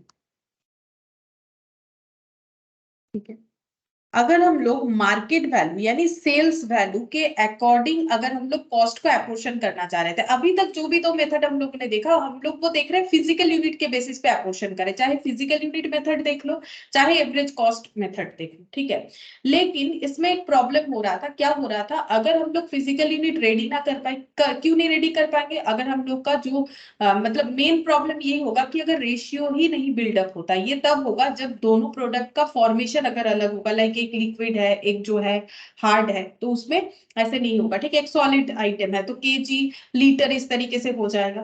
तो यहाँ पर भी देखो, अगर हम लोग जॉइंट कॉस्ट और यूनिट देखें तो ये सब यूनिट लिखा हुआ था इस क्वेश्चन में, देखो ना, ये यूनिट लिखा हुआ था, लेकिन अगर ये किलो होता, ये लीटर होता, तो भी तो ये ऐड नहीं होता। तो सेम यूनिट के बिना ये प्रोसेस बेकार है, मतलब ये मेथड बेकार है। सेम यूनिट के बिना ना तो ये मेथड फॉलो हो सकता है, ना तो ये मेथड फॉलो हो सकता है। ठीक है, तो इसीलिए इसका ड्रॉबैक को एलिमिनेट करने के लिए हमें दूसरा कोई मेथड सोचना चाहिए। तो दूसरा मेथड लाया गया market value at point of separation. मतलब इस मेथड में क्या बोला गया, इस मेथड में बोला जा रहा है कि जहां पर सेपरेट हो रहा है, सेपरेट होके मान लो फिनिश गुड्स 1 और फिनिश गुड्स 2 आ गया, जो कि दोनों ही मान लो हम लोग का जॉइंट प्रोडक्ट है, और यहाँ पर हम लोगों ने इनपुट दिया और यहाँ पर प्रोसेसिंग हुआ। ठीक है, प्रोसेस होने के बाद अब यहाँ पर स्प्लिट ऑफ पॉइंट पे, पॉइंट ऑफ सेपरेशन में इसका एक सेल्स वैल्यू हो और इसका एक सेल्स वैल्यू हो, तो हम लोग इस सेल्स वैल्यू का क्या करेंगे, रेशियो बना लेंगे। ठीक है, ये मेथड हमें क्या बोल रहा है, सेल्स वैल्यू का रेशियो बना लेंगे। रेशियो बनाने के बाद जो इनपुट में ज्वाइंट कॉस्ट होगा, इनपुट देते टाइम जो ज्वाइंट कॉस्ट आएगा, ज्वाइंट कॉस्ट को हम लोग कैसे डिवाइड करेंगे,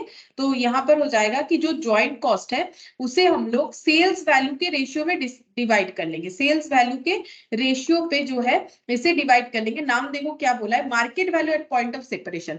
मार्केट वैल्यू सेपरेशन पॉइंट पे जो है उससे हम लोग इसको क्या कर लेंगे, जॉइंट कॉस्ट को अपोर्शन कर लेंगे। ठीक है, अच्छा, अब प्रॉब्लम क्या है, अब जरूरी तो नहीं है कि सेपरेशन पॉइंट पे हमें सेल्स वैल्यू मिल जाए। अब ये कब कंडीशन हो सकता है, मतलब प्रोसेस होने के बाद जो फिनिश गुड्स आया, हो सकता है वो मार्केट में सेलेबल नहीं है, मतलब हो सकता है उसमें कुछ फर्दर प्रोसेसिंग करना पड़े, तब जाके वो मार्केट में सेल हो। ठीक है, मतलब फर्स्ट स्टेज में जो फिनिश गुड्स निकल के आ रहा है, भले ही वो फिनिश गुड्स है, बट मार्केट में वो सेल नहीं होता है जब तक उस पर और कुछ प्रोसेसिंग नहीं कर लेते हैं। ठीक है, तो और कुछ प्रोसेसिंग करने का मतलब होता है फर्दर प्रोसेसिंग।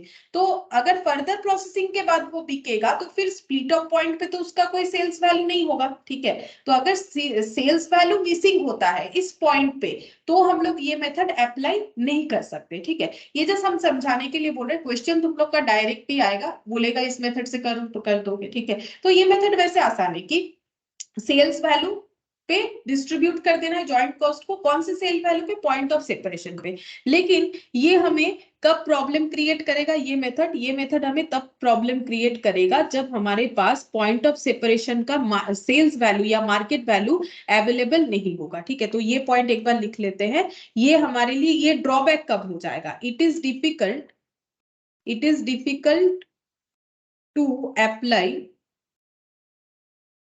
This method. ये मेथड ठीक है, अच्छा है, लेकिन इसको अप्लाई करने में दिक्कत क्या है, जब इफ द मार्केट वैल्यू, ऐसे लिखो, if the market value of the product at point of separation is not available, अगर है ही नहीं मार्केट वैल्यू, मतलब मार्केट में बिकने वाले कंडीशन में ये बना ही नहीं है और भी प्रोसेसिंग करना पड़ेगा, जिसको फर्दर प्रोसेसिंग बोलते हैं, तो फिर इस मेथड को हम लोग अप्लाई नहीं कर पाएंगे। नहीं तो अगर ये यहाँ पर सेलेबल है तो ठीक है, इसको आराम से अप्लाई कर पाएंगे। ठीक है, तो अब यहाँ पर लिखते हैं नेक्स्ट, इसका ये कब यूजफुल होगा, it is a useful method where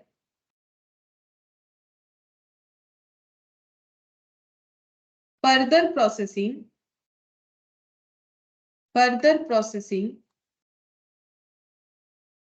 are incurred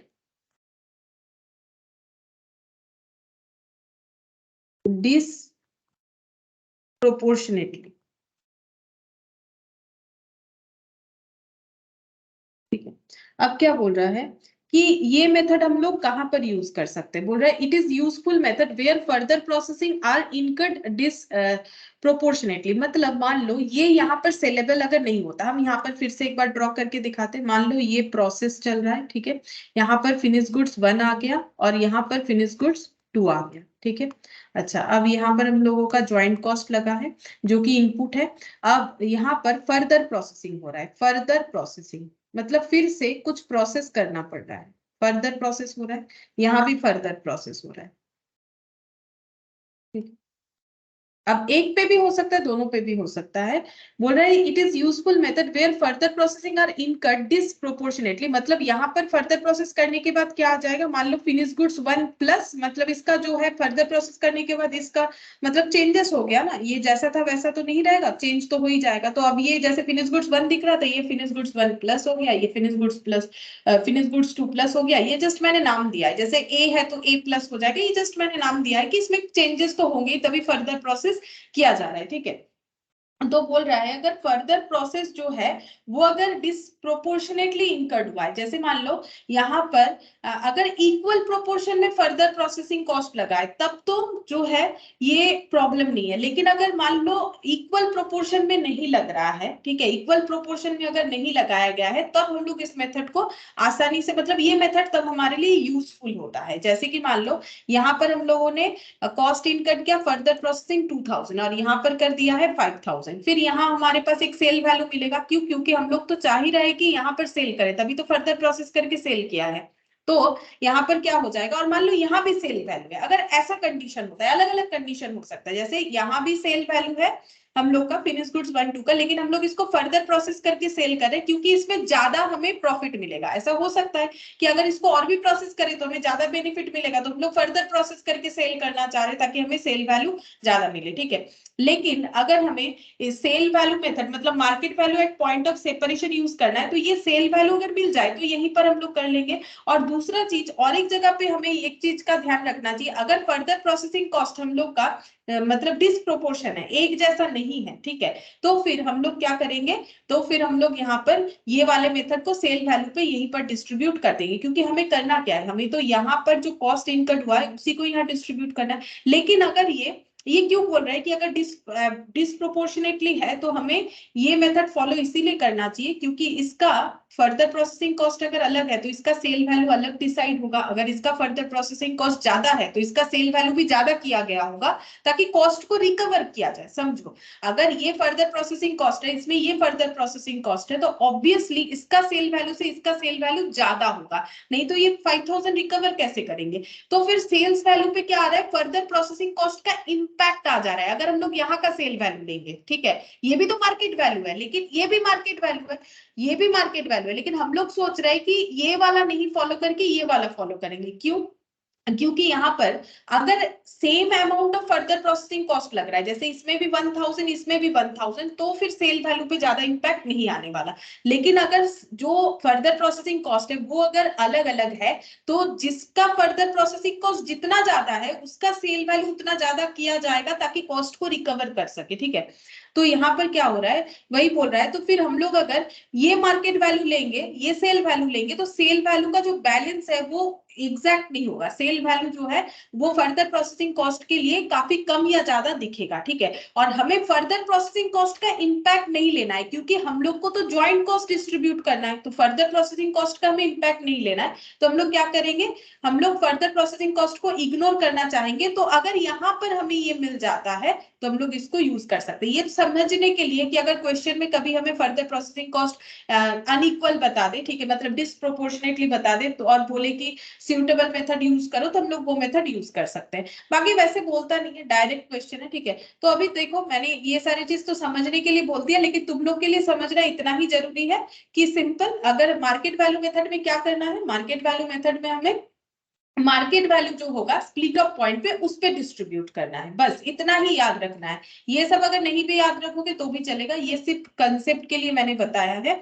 और ये जो मैंने लॉजिक बताया ना कि मार्केट वैल्यू अगर नहीं होगा तो ये यूज नहीं कर पाएंगे, तो क्वेश्चन तुम लोग को वैसा देगा ही नहीं। ठीक है, तो जैसा बोलेगा वैसे ही तुम लोग को डायरेक्टली कर लेना है। अच्छा, अब हम लोग इसका एग्जाम्पल देखते हैं। ये देखो यहाँ पर कैसा क्वेश्चन हो सकता है। एग्जाम्पल 2 यहाँ पर देखो, an entity incurs a joint cost 64,500 in producing two product A and B and earns a sales revenue 86,000 by selling 170 per unit of product A and B 260 per unit। ठीक है, अच्छा अब देखो हम यहाँ पर लिख के दिखाते हैं।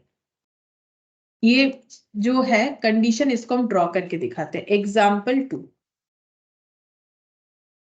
एग्जाम्पल टू में क्या बोला है, 64,500 ज्वाइंट कॉस्ट लगा है, 64,500 ज्वाइंट कॉस्ट लगा है, और दो प्रोडक्ट मिला है ए और बी। ठीक है, दो प्रोडक्ट मिला है, एक ए और एक बी। ए कितना यूनिट, दोनों ही 200 यूनिट मिला है, 200 यूनिट, 200 यूनिट। ठीक है, अब उसके बाद क्या बोल रहा है, ए जो है वो कैसे सेल्स रेवेन्यू देता है 86,000 total by selling 170 per unit of product ए। इसका सेल वैल्यू है 170 एट द रेट, और ये एट द रेट ऑफ 260 करके है। ठीक है, ये एट द रेट ऑफ 260 करके है। अच्छा, अब चेक करते हैं क्या ये 86,000 आ रहा है कि नहीं आएगा। देखो यहाँ पर हो गया 200 इंटू 170, तो ये कितना हो जाएगा 34,000। तो सेल्स वैल्यू टोटल कितना हो गया 34,000 मल्टीप्लाई करने से, और इसका भी सेल्स वैल्यू देखो 200 इंटू 260, तो ये हो गया 52,000, और दोनों का टोटल करके देख लो 86,000 ही आएगा, जो कि हमें क्वेश्चन में बता रखा है। ठीक है, अच्छा अब क्या हम लोग ये फिजिकल यूनिट मेथड से नहीं कर सकते हैं? हाँ कर सकते हैं, दोनों का यूनिट सेम है, लेकिन ये एग्जाम्पल जो है ना, ये हम लोग का ये वाला एग्जाम्पल है। ठीक है, इसके ऊपर भले ही लिखा हुआ नहीं है, लेकिन हम तुम लोग को बोल रहे हैं ये जो है क्वेश्चन को market value at split off point पे करने के लिए बोला गया। तो हम लोग कैसे कर सकते हैं, सिंपल तरीका है, market value at split off point कितना आया 34,000 और 52,000, तो इसका रेशियो निकाल लेते हैं। तो ratio of market value at split off point कितना हो जाएगा 34:52, इसका रेशियो हो गया। अब हमें क्या करना है, ये 86,000 के एक्सपेंसेस को हमें डिस्ट्रीब्यूट कर देना है 34 बाई और 52 बाई, कितना हो जाएगा इसका रेशियो करने से 34 प्लस 52 यानी 86, इसमें डिस्ट्रीब्यूट करके देना है। तो देखते कितना होगा 86,000, यहाँ पर कर लेते हैं इंटू 86,000, तो कितना आ जाएगा? ये आ जाएगा हम लोग का 1000, 34,000। और ये हम लोग का कितना आ जाएगा? 52 इंटू, नहीं मैंने शायद 86,000 ले लिया, सॉरी ये गलत कर दिया ना। ज्वाइंट कॉस्ट को मुझे डिस्ट्रीब्यूट करना चाहिए, मैंने गलत वैल्यू ले लिया। 64,500। 64,500 इसको हमें डिस्ट्रीब्यूट करना है। रेशियो सही है, रेशियो सही है, इसको डिस्ट्रीब्यूट करना है। 64,500, 64,500। तो देखते कितना आएगा। 34 divided by 34 divided by 86 into 64,500, तो ये हो जाएगा 25,500। 25,500 और ये हो जाएगा 64,500 डिवाइडेड बाई 86 इंटू 52, तो ये हो गया 39,000। बस इतना ही सिंपल रहेगा, ज्यादा तुम लोग को ये सब जो मैंने बोला उतना याद नहीं भी रख सकते हो, मत रखो, कोई दिक्कत नहीं है। अगर बोलेगा मार्केट वैल्यू जो है, market value at point of separation से हमें जॉइंट कॉस्ट को डिस्ट्रीब्यूट करना है, तो मार्केट वैल्यू ले लो, पॉइंट ऑफ सेपरेशन पे कितना आ रहा है और उसका रेशियो निकाल लो, फिर जॉइंट कॉस्ट को डिस्ट्रीब्यूट कर दो। तो कितना आंसर? 25,500 और 39,000। ठीक है, 39,000। ये देखो यहाँ पर भी किया है, 25,500 to 39,000। ये जो है ये मल्टीप्लाई फैक्टर वगैरह निकाला है, इसका कोई जरूरत नहीं है। ठीक है, इसको इग्नोर करो, हम जैसे सिखा रहे हैं वैसे ही करना है हम लोग को। ठीक है, ये मल्टीप्लाई फैक्टर वगैरह नहीं चाहिए, हम लोग नॉर्मली इसे निकाल सकते हैं, ये बेकार दिया हुआ है, इससे इसका जरूरत नहीं है। ठीक है, तो ये हम लोगों ने क्या सीखा कि अगर market value split off point हम लोग करते हैं तो वो कैसे होगा। अच्छा, अब ये इसका ड्रॉबैक क्या था? ड्रॉबैक याद रखो कम से कम ये कि अगर हमारा यहाँ पर सेल वैल्यू अवेलेबल नहीं है तो ये मेथड फेल हो जाएगा। ठीक है, तो इसके बाद कौन सा मेथड आया? इसके बाद मेथड आया market value after further processing.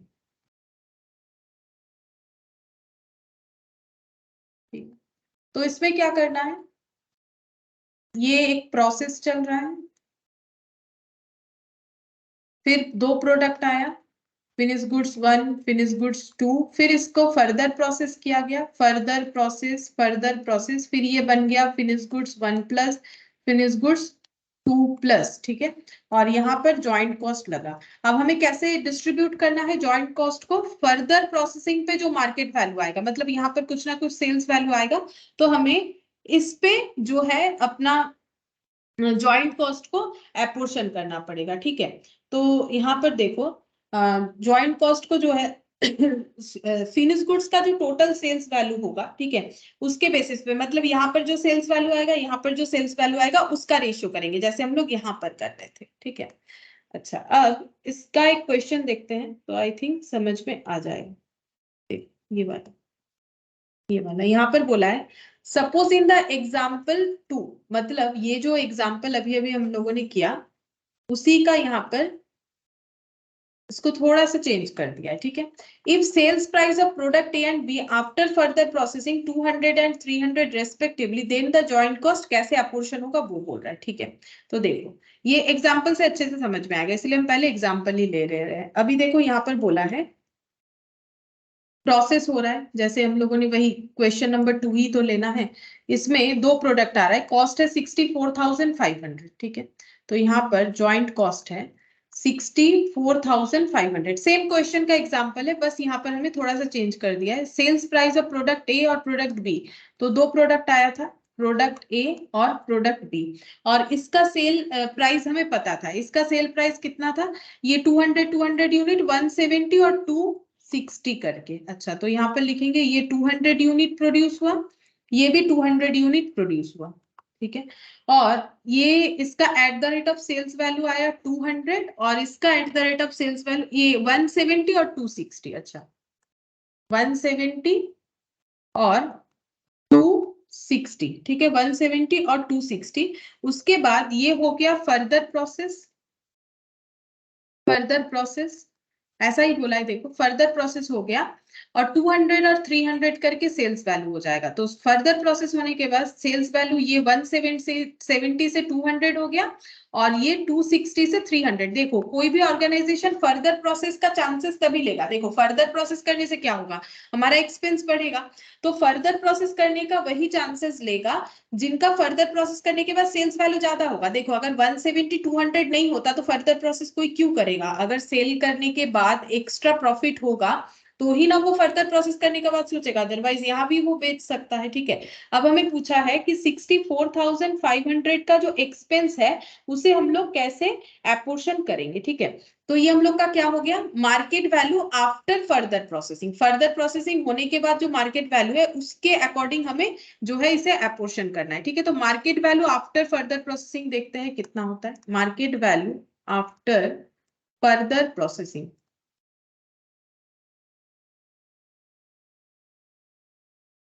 कितना आ रहा है, 200 इंटू 200, जितना यूनिट और जितना करके हो रहा है 40,000 रुपीज, और ये वाला 200 इंटू 300 यानी कि 60,000। ठीक है, मार्केट वैल्यू ये हो गया, टोटल 1 लाख। अच्छा, ये देखो यहाँ पर भी कैलकुलेट किया हुआ है। अब जॉइंट कॉस्ट हमें एपोर्शन करना है तो इस रेशियो में कर देंगे। ठीक है, तो रेशियो हम लोग का क्या हो जाएगा, रेशियो हो जाएगा 4:6। ये 0 0 एक ही जैसा है तो मैंने हटा दिया। अब जॉइंट कॉस्ट को हम लोग एपोर्शन करेंगे, तो जॉइंट कॉस्ट कैसे एपोर्शन होगा, 64,500 इंटू 4/10 और 64,500 इंटू 6/10। अब देखते हैं मल्टीप्लाई करने के बाद कितना आएगा, 64,500 divided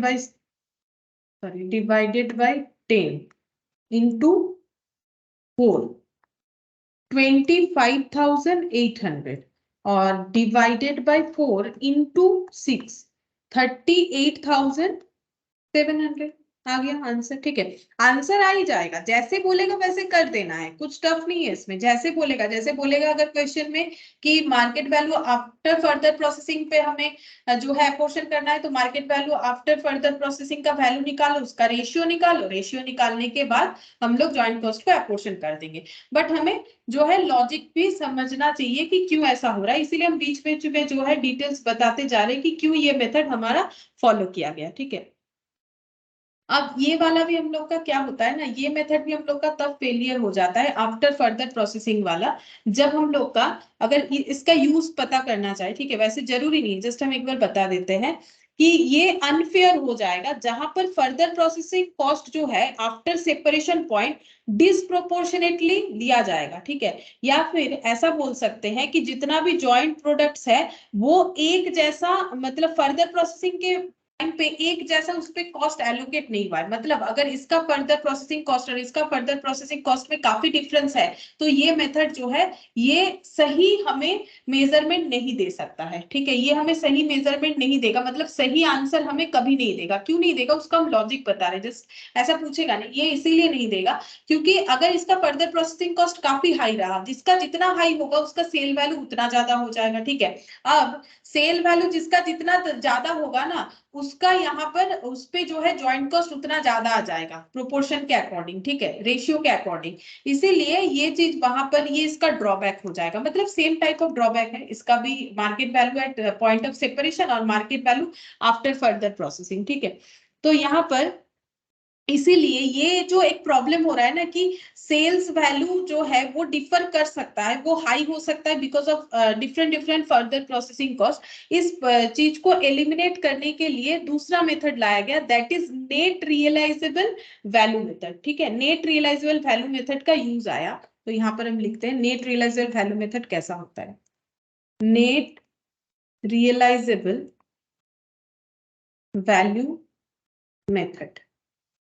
net realisable value method हमें क्या बोल रहा है, नेट रियलाइजेबल वैल्यू मेथड बोल रहा है, ठीक है, प्रोसेस हुआ है, ठीक है, जॉइंट कॉस्ट अप्लाई हुआ है, दो प्रोडक्ट निकल के आया है, फिनिश गुड्स 1 और फिनिश गुड्स 2। ठीक है, उसके बाद मतलब फर्दर प्रोसेस भी हुआ है, सपोज कि फर्दर प्रोसेस भी हुआ है, फिर फिनिश गुड्स 2 और फिनिश गुड्स यहाँ पर 1 प्लस और 2 प्लस ऐसे कर देते हैं, ये हम लोग को फाइंड आउट हुआ है। ठीक है, अब हम लोग का प्रॉब्लम क्या था, अगर हम लोग यहाँ पर सेल्स वैल्यू यूज कर रहे थे तो वो तो ठीक है, लेकिन सेल्स वैल्यू अगर नहीं मिला तो क्या होगा, ये कौन सा प्रोसेस था? अगर हम लोग market value at point of separation use कर लेते हैं तो ठीक है, क्योंकि फिजिकल यूनिट जो है वो तब ड्रॉबैक उसका हो जाएगा अगर हम लोग का जो आउटपुट आ रहा है उसका फॉर्मेशन या फिर उसका जो वैल्यू है वो अलग है, लाइक कोई लीटर है कोई किलो है, तब तो फिजिकल यूनिट नहीं फॉलो कर पाएंगे। तब क्या फॉलो करना चाहिए? Market value at split off point.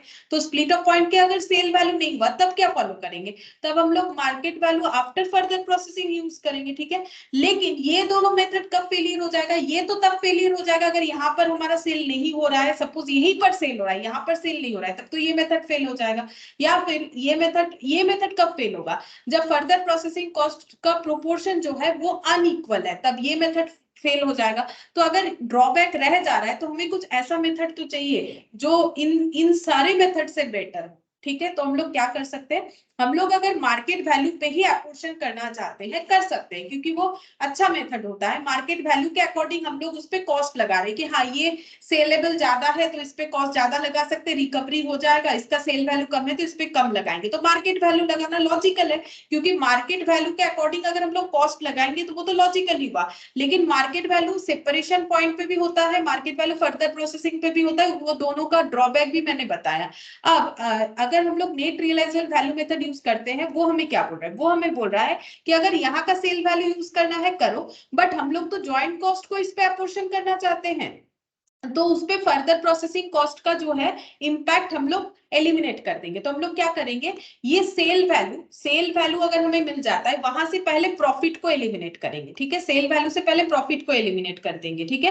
फिर वहां से हम लोग अगर फर्दर कॉस्ट को एलिमिनेट कर देते हैं, फर्दर प्रोसेसिंग कॉस्ट को, तो हमें क्या मिल जाएगा? हम लोग को यहाँ पर ये एलिमिनेट करने पे हमें मिल जाएगा कि ज्वाइंट कॉस्ट कितना है। सोच के देखो कैसे मिलेगा।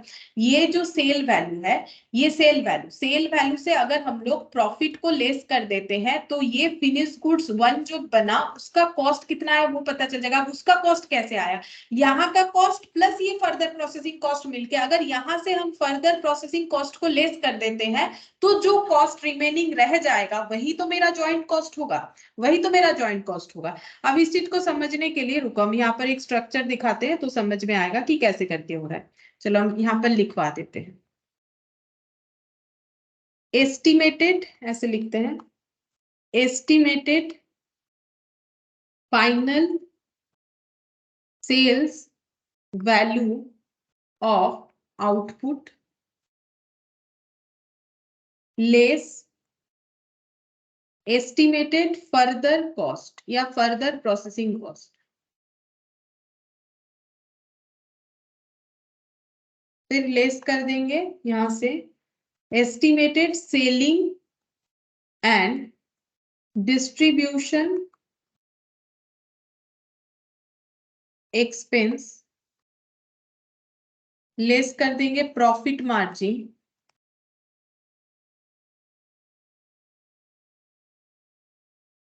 तो यहां पर आ जाएगा नेट रियलाइजेबल वैल्यू, ठीक है।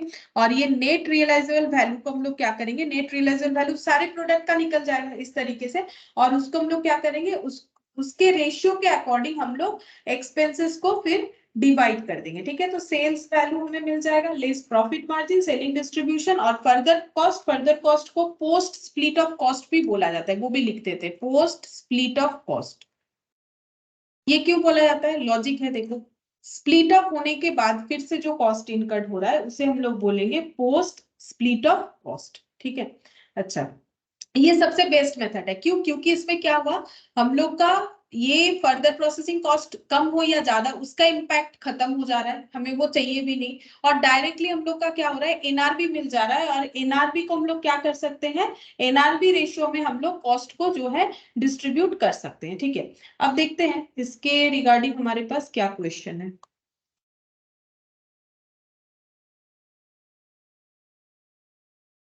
एग्जाम्पल 1, ये वाला, ये देखो बोल रहा है an entity incurs a joint cost of 64,000 500 in producing two product 200 unit A और B 200 unit, सेम इक्वेशन है, एंड अर्न से सेल्स रेवेन्यू ऑफ 86,000। मैंने अभी दिखाया कैसे होता है, 86,000 170 into 200 और 200 into 260 करने के बाद further processing cost for the product A and B दे दिया है 4,032,000।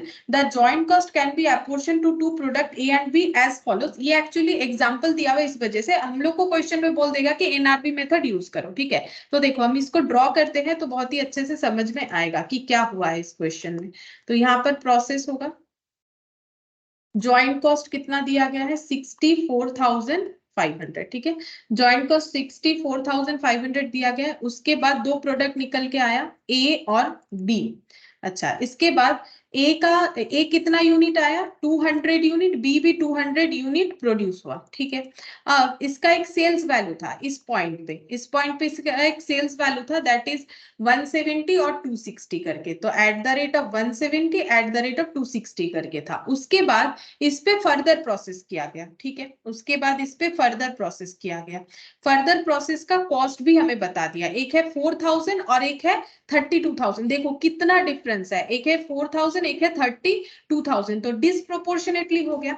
अब यहाँ पर बोला है जॉइंट कॉस्ट को अपोर्शन करना है, ठीक है। अब हम लोग जॉइंट कॉस्ट को कैसे अपोर्शन कर सकते हैं, और यहाँ पर एक पॉइंट जो है मिस हो गया है मुझे जितना लग रहा है। ये देखो, ये further processing cost A and B 4,000 and 32,000 respectively, joint cost can be apportion.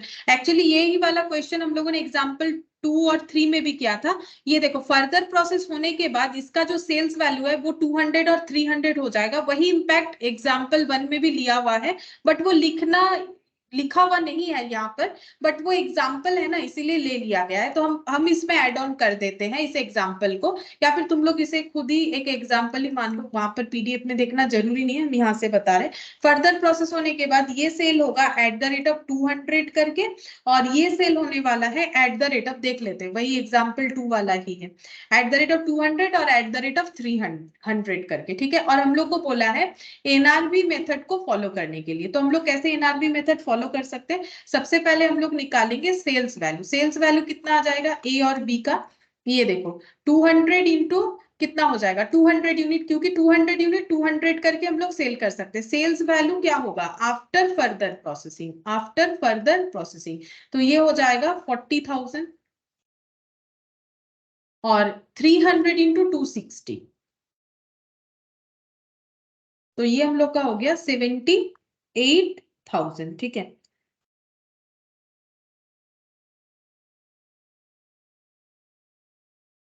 एक मिनट, ये less split off point net realizable, अच्छा यहाँ पर उसका इम्पैक्ट लिया नहीं है।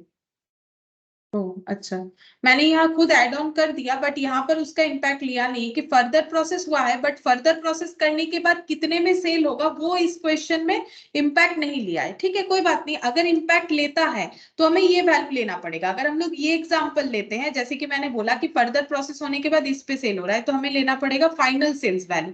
तो फाइनल सेल्स वैल्यू अगर हमें क्वेश्चन में मिल जाता है तो ये लेना पड़ेगा। हम एक करके दिखाते हैं, फिर यहाँ पर जैसे किया हुआ वो भी हम बता देते हैं। फिर यहाँ से हम लोग क्या लेस करेंगे, split off point post further processing cost, ठीक है। इससे हम लोग लेस कर देंगे फर्दर प्रोसेसिंग कॉस्ट। तो कितना है फर्दर प्रोसेसिंग कॉस्ट 4,000 और 32,000, ठीक है।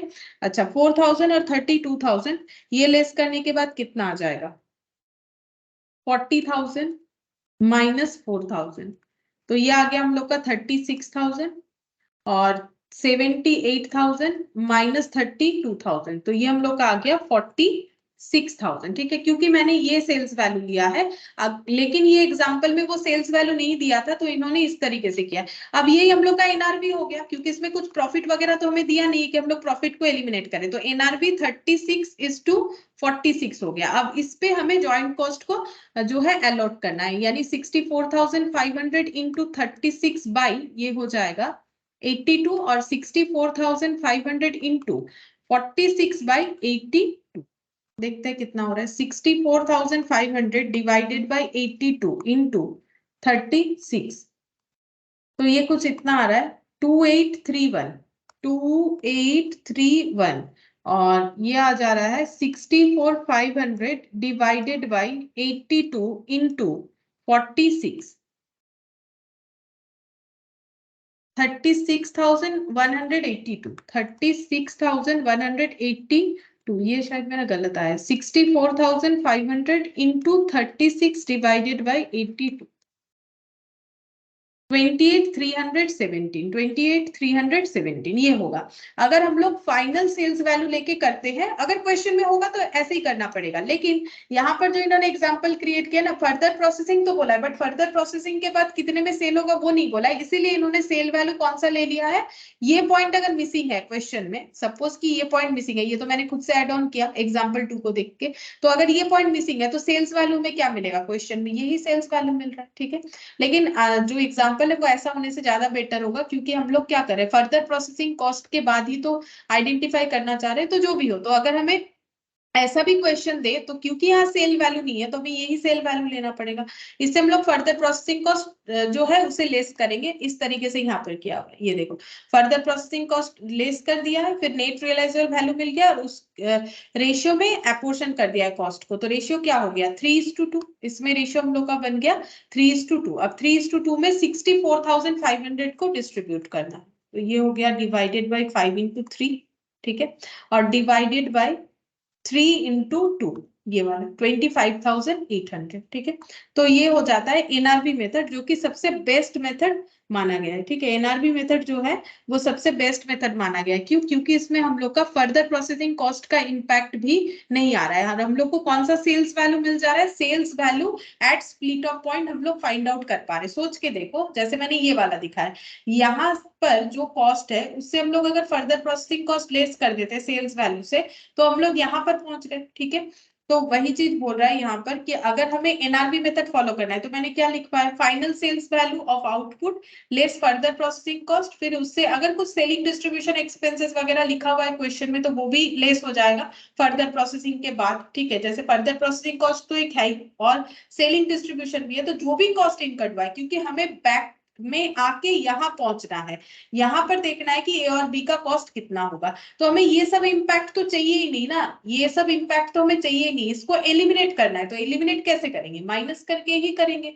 तो एलिमिनेट कर देंगे कि हाँ ये सेल्स वैल्यू था, फर्दर प्रोसेस करने के बाद फर्दर प्रोसेसिंग कॉस्ट लेस कर दिया हम लोगों ने, तो फर्दर प्रोसेसिंग कॉस्ट के लिए सेल्स वैल्यू जितना ज्यादा हुआ था, क्योंकि देखो किसी भी चीज का सेल्स वैल्यू मतलब कॉस्ट प्लस क्या हो जाएगा, प्रॉफिट, ठीक है।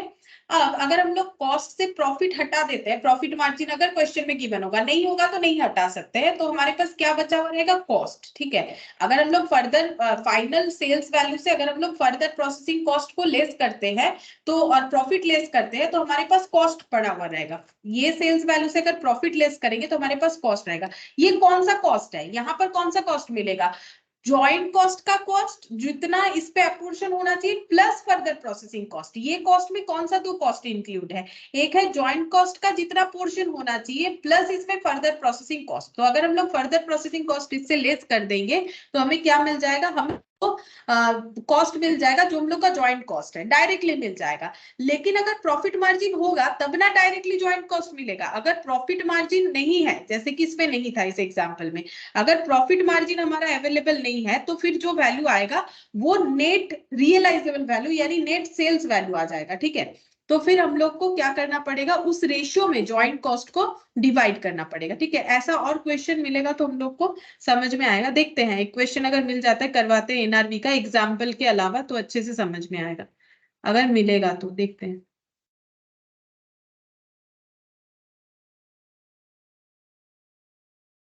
हाँ ये क्वेश्चन दिया हुआ है जिसमें हमें एस्टिमेटेड नेट रियलाइजेबल वैल्यू पे करने के लिए बोला गया है, ठीक है। यहाँ पर बोला तो है लेकिन इसमें 3-3 प्रोसेस बोल रखा है, 3-3 प्रोसेस बोल रखा है, ठीक है। तो देखते हैं, ये एक ही हम लोग करके देख सकते हैं, इलास्ट्रेशन 4 देखो, ये वाला करके देखते हैं कैसे होगा। इलास्ट्रेशन 4 में हमें क्या बोला है, देखो यहाँ पर बोल रहा है inorganic chemicals purchase salt and process it into more refined products such as caustic soda and chlorine and PVC। बोल रहा है कि इनऑर्गेनिक केमिकल जो है वो परचेस करता है सॉल्ट और उसे प्रोसेस करता है, रिफाइन करता है, फिर क्या क्या आउटपुट लेके आता है, कॉस्टिक सोडा, क्लोरीन और PVC. In the month of July inorganic chemicals purchase salt for 40,000, मतलब ये इन लोग का रॉ मटेरियल हो गया। कन्वर्जन कॉस्ट है इनका 60,000, मतलब वही labour overhead were incurred up to the split off point, मतलब ये दोनों मिला के हम लोग का क्या हो जाएगा, joint cost. At time two saleable products were produced, जब प्रोडक्शन हुआ तब 2 सेलेबल प्रोडक्ट निकला फर्स्ट टाइम, ठीक है। Chlorine can be further processed into PVC, chlorine को हम लोग फर्दर पीवीसी में इसे ट्रांसफर करेंगे, ठीक है। वैसे कॉस्टिक सोडा क्लोरीन पीवीसी ये मिलने वाला था, लेकिन क्लोरीन को ही एक्चुअली पीवीसी कुछ अलग से नहीं आया, क्लोरीन को फर्दर प्रोसेस करके पीवीसी मिला, तो 2 ही प्रोडक्ट मिला। तो देखो यहां तक पढ़ने के बाद जो यहाँ पर डायग्राम बनेगा वो कुछ ऐसा बन रहा है।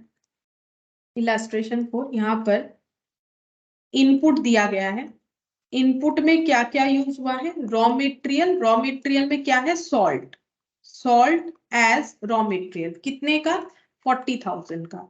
और conversion cost, conversion conversion cost कितना लगा है, 60,000, तो टोटल कितना हो गया, 1 लाख, ठीक है। इतना कन्वर्जन कॉस्ट लग गया। अब प्रोसेस हुआ, ठीक है, प्रोसेस स्टार्ट हो गया, प्रोसेस हो रहा है। इसके बाद 2 प्रोडक्ट आया, एक है caustic soda,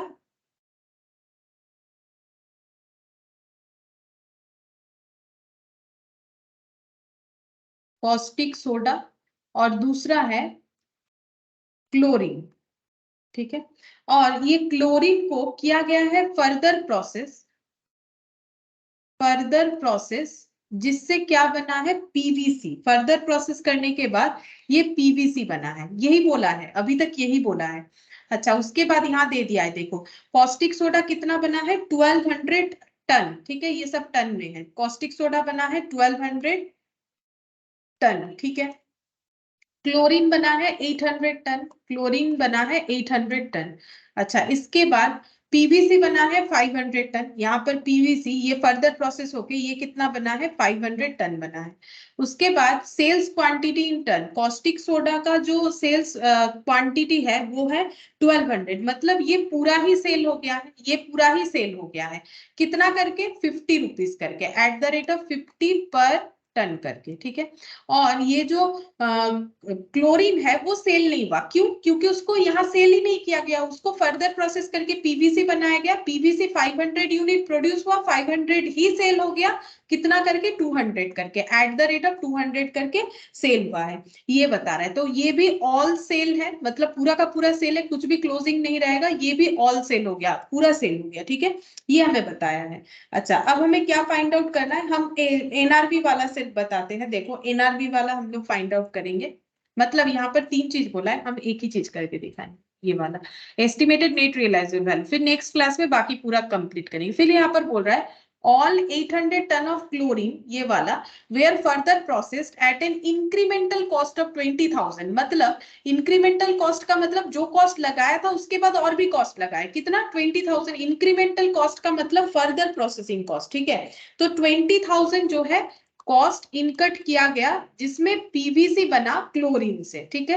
there was no beginning और ending inventories of caustic soda, chlorine और पीवीसी इन जुलाई, वो तो दिख ही रहा है, सारे सेल हो गए, तो फिर क्लोजिंग स्टॉक तो होगा नहीं। There is active market for chlorine, ignoring chemical could have sold all its, sorry, inorganic chemical could have sold all its July production of chlorine at 75 per ton। अच्छा, बोल रहा है कि क्लोरीन का एक एक्टिव मार्केट है, inorganic chemical जो है वो अगर चाहे तो जुलाई का जो प्रोडक्शन हुआ था क्लोरीन को, उसे 75 पर टन में बेच सकता था, अगर चाहे तो, ठीक है। मार्केट वैल्यू क्लोरीन का भी है, बट वो लोग फर्दर प्रोसेस करके पीवीसी बना रहे, जो कि 200 एट द रेट 200 करके बिकेगा, लेकिन अगर वो क्लोरीन ही बेचना चाहे तो वो 75 करके बिकेगा, ऐसा बोला हुआ है, ठीक है।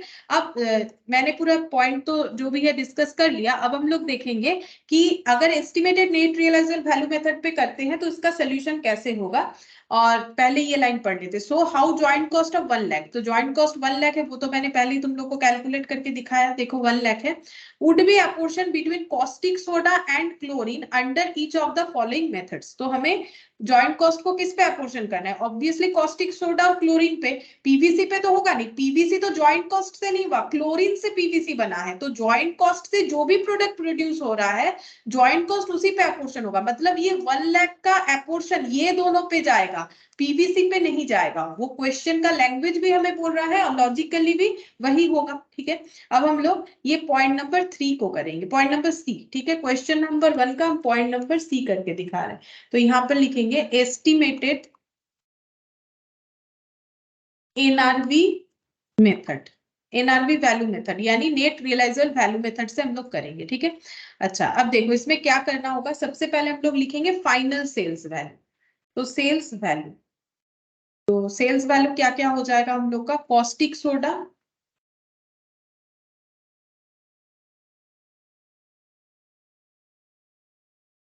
सॉरी कॉस्टिक सोडा तो एक ही साथ लिखना था मुझे, कॉस्टिक सोडा और यहाँ पर लिखेंगे क्लोरीन। ठीक है, क्योंकि हमें क्लोरीन क्यों लिख रहा है? क्योंकि क्लोरीन पे कितना जॉइंट कॉस्ट है वही तो फाइंड आउट करना है। तो क्लोरीन, पीवीसी नहीं लिखना है यहाँ पर, हमें क्लोरीन पे कितना जॉइंट कॉस्ट जाएगा वो फाइंड आउट करना है। तो सेल्स वैल्यू कॉस्टिक सोडा का कितना है? 1200 इंटू 50। ये देखो 1200 इंटू 50, तो यहाँ पर लिखते हैं 1200 इंटू 50। और क्लोरीन का कितना है? तो क्लोरीन नाम लिख रहा है, बेसिकली हम लोग क्या कर रहे हैं, हम लोग एनआरबी कर रहे हैं, मतलब हमें फाइनल सेल्स वैल्यू लेना पड़ेगा, यानी 500 इंटू 200। देखो वही तो हम समझाने का कोशिश कर रहे थे ना यहाँ पर, ये देखो इसी चीज को तो हम समझा रहे थे कि हमें हमेशा फाइनल सेल्स वैल्यू लेना है। अब प्रोडक्ट का नाम कुछ भी हो, जॉइंट कॉस्ट तो ये दोनों पे अपोर्शन होगा। ठीक है, तो यहाँ पर मैंने नाम क्लोरीन ही रखा है, रखना पड़ेगा क्योंकि जॉइंट कॉस्ट हम क्लोरीन का कैलकुलेट करें ना कि पीवीसी का। लेकिन क्लोरीन फर्दर फॉर्मेशन लेके पीवीसी बन चुका है जिसको इतने से सेल किया जा सकता है। अब ये मल्टीप्लाई करने से होता है 60,000, ये मल्टीप्लाई करने से हो जाएगा 1 लाख, ये सेल्स वैल्यू। अब यहां से लेस करेंगे further processing cost. Further processing cost कितना होगा? फर्दर प्रोसेसिंग कॉस्ट इसका हो गया 0, कुछ नहीं है क्योंकि ये फर्दर प्रोसेस नहीं हुआ है। इसमें कितना हुआ है? 20,000। ठीक है, तो यहां से हम लेस कर देते हैं 20,000। अब लेस करेंगे नेक्स्ट, सेलिंग डिस्ट्रीब्यूशन तो कुछ है नहीं, तो यही मेरा एनआरवी हो जाएगा। तो एनआरवी में मिल गया 60,000 और ये हो जाएगा हम लोग का 80,000। ये हो गया नेट रियलाइजेबल वैल्यू। ठीक है, अब हम लोग जॉइंट कॉस्ट को अपोर्शन कर देंगे। तो यहाँ पर apportionment of joint cost, apportionment of joint cost in ratio of 6:8 कितना हो जाएगा? 1 लाख इंटू 6 प्लस 8 कितना हो जाएगा? 6 प्लस 8 हो गया 14 और कितना हो जाएगा? 1 लाख डिवाइडेड बाय 14 इंटू 6। सही आ रहा है 42,857, 42,857 और नेक्स्ट आ जाएगा 1 लाख इंटू 8/14। तो ये आ रहा है 57,142, 57,142 यानी कि 3 कर सकते हैं, 2.8 है।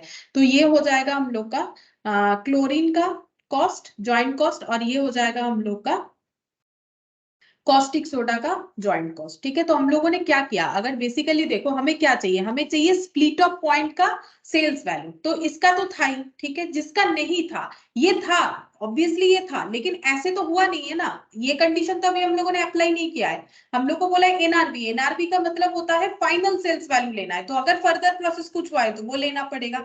अब ये फर्दर प्रोसेस का इंपैक्ट इससे हम लोग एलिमिनेट करेंगे, एलिमिनेट करने पे हमें क्या मिल जाएगा? यहाँ का सेल्स वैल्यू मिल जाएगा। इस रेट का बात छोड़ो, वो क्वेश्चन में एक अलग इंफॉर्मेशन है, उसलिए ये लिखा है मैंने यहाँ पर इंफॉर्मेशन के अकॉर्डिंग। लेकिन अगर इसको हम लोग देखें एनआरबी में हमें क्या बोल रहा है? फाइनल सेल्स वैल्यू, तो इसका तो फाइनल सेल्स वैल्यू ये है, इस प्रोडक्ट का फाइनल सेल्स वैल्यू ये है, और अगर कुछ फर्दर प्रोसेस कॉस्ट इंक्लूडेड है तो उसका इंपैक्ट हटा दो। ठीक है, उसके वजह से सेल वैल्यू जितना बढ़ा हुआ है उतना कम हो जाएगा। मतलब कॉस्टिक सोडा का क्योंकि फर्दर प्रोसेस नहीं हुआ है तो उसका सेल वैल्यू इतना ही है जो स्प्लिट ऑफ पॉइंट पे है, और क्लोरीन का स्प्लिट ऑफ पॉइंट पे हम लोगों ने सेल्स वैल्यू निकाल लिया 80,000 स्प्लिट ऑफ पॉइंट पे। ठीक है, उसका फर्दर प्रोसेसिंग का जो इंपैक्ट है वो हम लोगों ने हटा दिया। अगर 75 को तुम लोग एक बार इग्नोर करो क्योंकि वो डेटा दिया हुआ है दूसरे क्वेश्चन का ये इम्पैक्ट है यहाँ पर इस वजह से। अगर ये 75 को एक बार इग्नोर कर दे, इस क्वेश्चन के लिए एप्लीकेबल होगा नहीं, नेक्स्ट क्वेश्चन में मतलब इसका जो नेक्स्ट पार्ट है उसके लिए हम लोग उसे एप्लीकेबल कर सकते हैं। तो यहाँ पर अगर 75 नहीं दिया हुआ है तो हम लोग क्या करेंगे, यहाँ हम लोग के पास सेल वैल्यू नहीं है, मान लो कि 75 नहीं है, वो एक्चुअली इस पॉइंट के लिए दिया ही नहीं है, तो एक बार इग्नोर करो उसे। तो सेल्स वैल्यू यहाँ नहीं है, तो मुझे क्या चाहिए, यहाँ का सेल्स वैल्यू चाहिए। तो कैसे निकालेंगे, इस सेल्स वैल्यू से अगर फर्दर प्रोसेसिंग कॉस्ट लेस कर देंगे, क्योंकि सेल्स वैल्यू मतलब कॉस्ट प्लस प्रॉफिट, अब ये कॉस्ट में ये फर्दर प्रोसेसिंग कॉस्ट इंक्लूड है, मुझे यहाँ का सेल्स वैल्यू चाहिए। तो इस कॉस्ट से अगर फर्दर प्रोसेसिंग कॉस्ट हटा देते हैं तो मुझे क्या मिल जाएगा, जॉइंट कॉस्ट, मतलब यहाँ का सेल वैल्यू मिल जाएगा, क्योंकि इसमें तो हमारा सेल वैल्यू इंक्लूडेड है ना। तो सेल वैल्यू मतलब कॉस्ट होता है। अब कॉस्ट में क्या क्या कॉस्ट इंक्लूडेड है, ये कॉस्ट भी इंक्लूडेड है और ये फर्दर प्रोसेसिंग कॉस्ट भी इंक्लूडेड है, बट ये कितना इंक्लूडेड है वो नहीं पता। फर्दर प्रोसेसिंग कॉस्ट को इससे अगर हटा देते हैं, इसमें जो टोटल कॉस्ट है, ये टोटल कॉस्ट किन दोनों कॉस्ट का टोटल है, एक जॉइंट कॉस्ट का, एक फर्दर प्रोसेसिंग कॉस्ट का, प्लस प्रॉफिट करके यहाँ का सेल वैल्यू दिख रहा है। अब इस सेल वैल्यू से अगर हम लोग प्रॉफिट लेस कर देंगे, जो कि यहाँ मिसिंग है तो नहीं कर सकते हैं, तो ये प्रॉफिट अगर लेस कर देंगे, अगर प्रॉफिट होगा और यहाँ से अगर फर्दर प्रोसेसिंग कॉस्ट लेस कर देंगे तो हमें जॉइंट कॉस्ट मिल जाएगा। लेकिन अगर प्रॉफिट क्वेश्चन में मिसिंग है तो सेल्स वैल्यू से फर्दर प्रोसेसिंग कॉस्ट अगर लेस कर देंगे तो हमें क्या मिलेगा, सेल्स वैल्यू से अगर फर्दर प्रोसेसिंग कॉस्ट लेस कर देंगे तो हमें मिलेगा sales value without further processing cost, यानी कि यहाँ का sales value without further processing cost, यानी कि यहाँ का वही तो हमें चाहिए, sales value at split off point. तो ये एनआरपी हो गया, इसको हम लोग नेट रियलाइजेबल वैल्यू बोलते हैं। फिर इसी के अकॉर्डिंग हम लोग इसको अपोर्शन कर सकते हैं। क्वेश्चन आसान है, डायरेक्टली कर सकते हो पढ़ के, लेकिन अगर थोड़ा लॉजिकली समझना चाहे तो इस तरीके से हमें समझना पड़ेगा। बाकी ये क्वेश्चन का जो बाकी पॉइंट है, लाइक ए और सी पॉइंट, और एक क्वेश्चन नंबर 2 भी है, ए बी, ठीक है, ए बी और ये क्वेश्चन नंबर 2, ये एक बार तुम लोग चाहो तो ट्राई करके देख सकते हो कि क्या होगा। ये 75 इस क्वेश्चन के पार्ट के लिए दिया गया है, यहाँ पर पढ़ने से ही समझ में आया। ठीक है, फिर आज इतना ही करते हैं, बाकी हम लोग नेक्स्ट क्लास में करेंगे।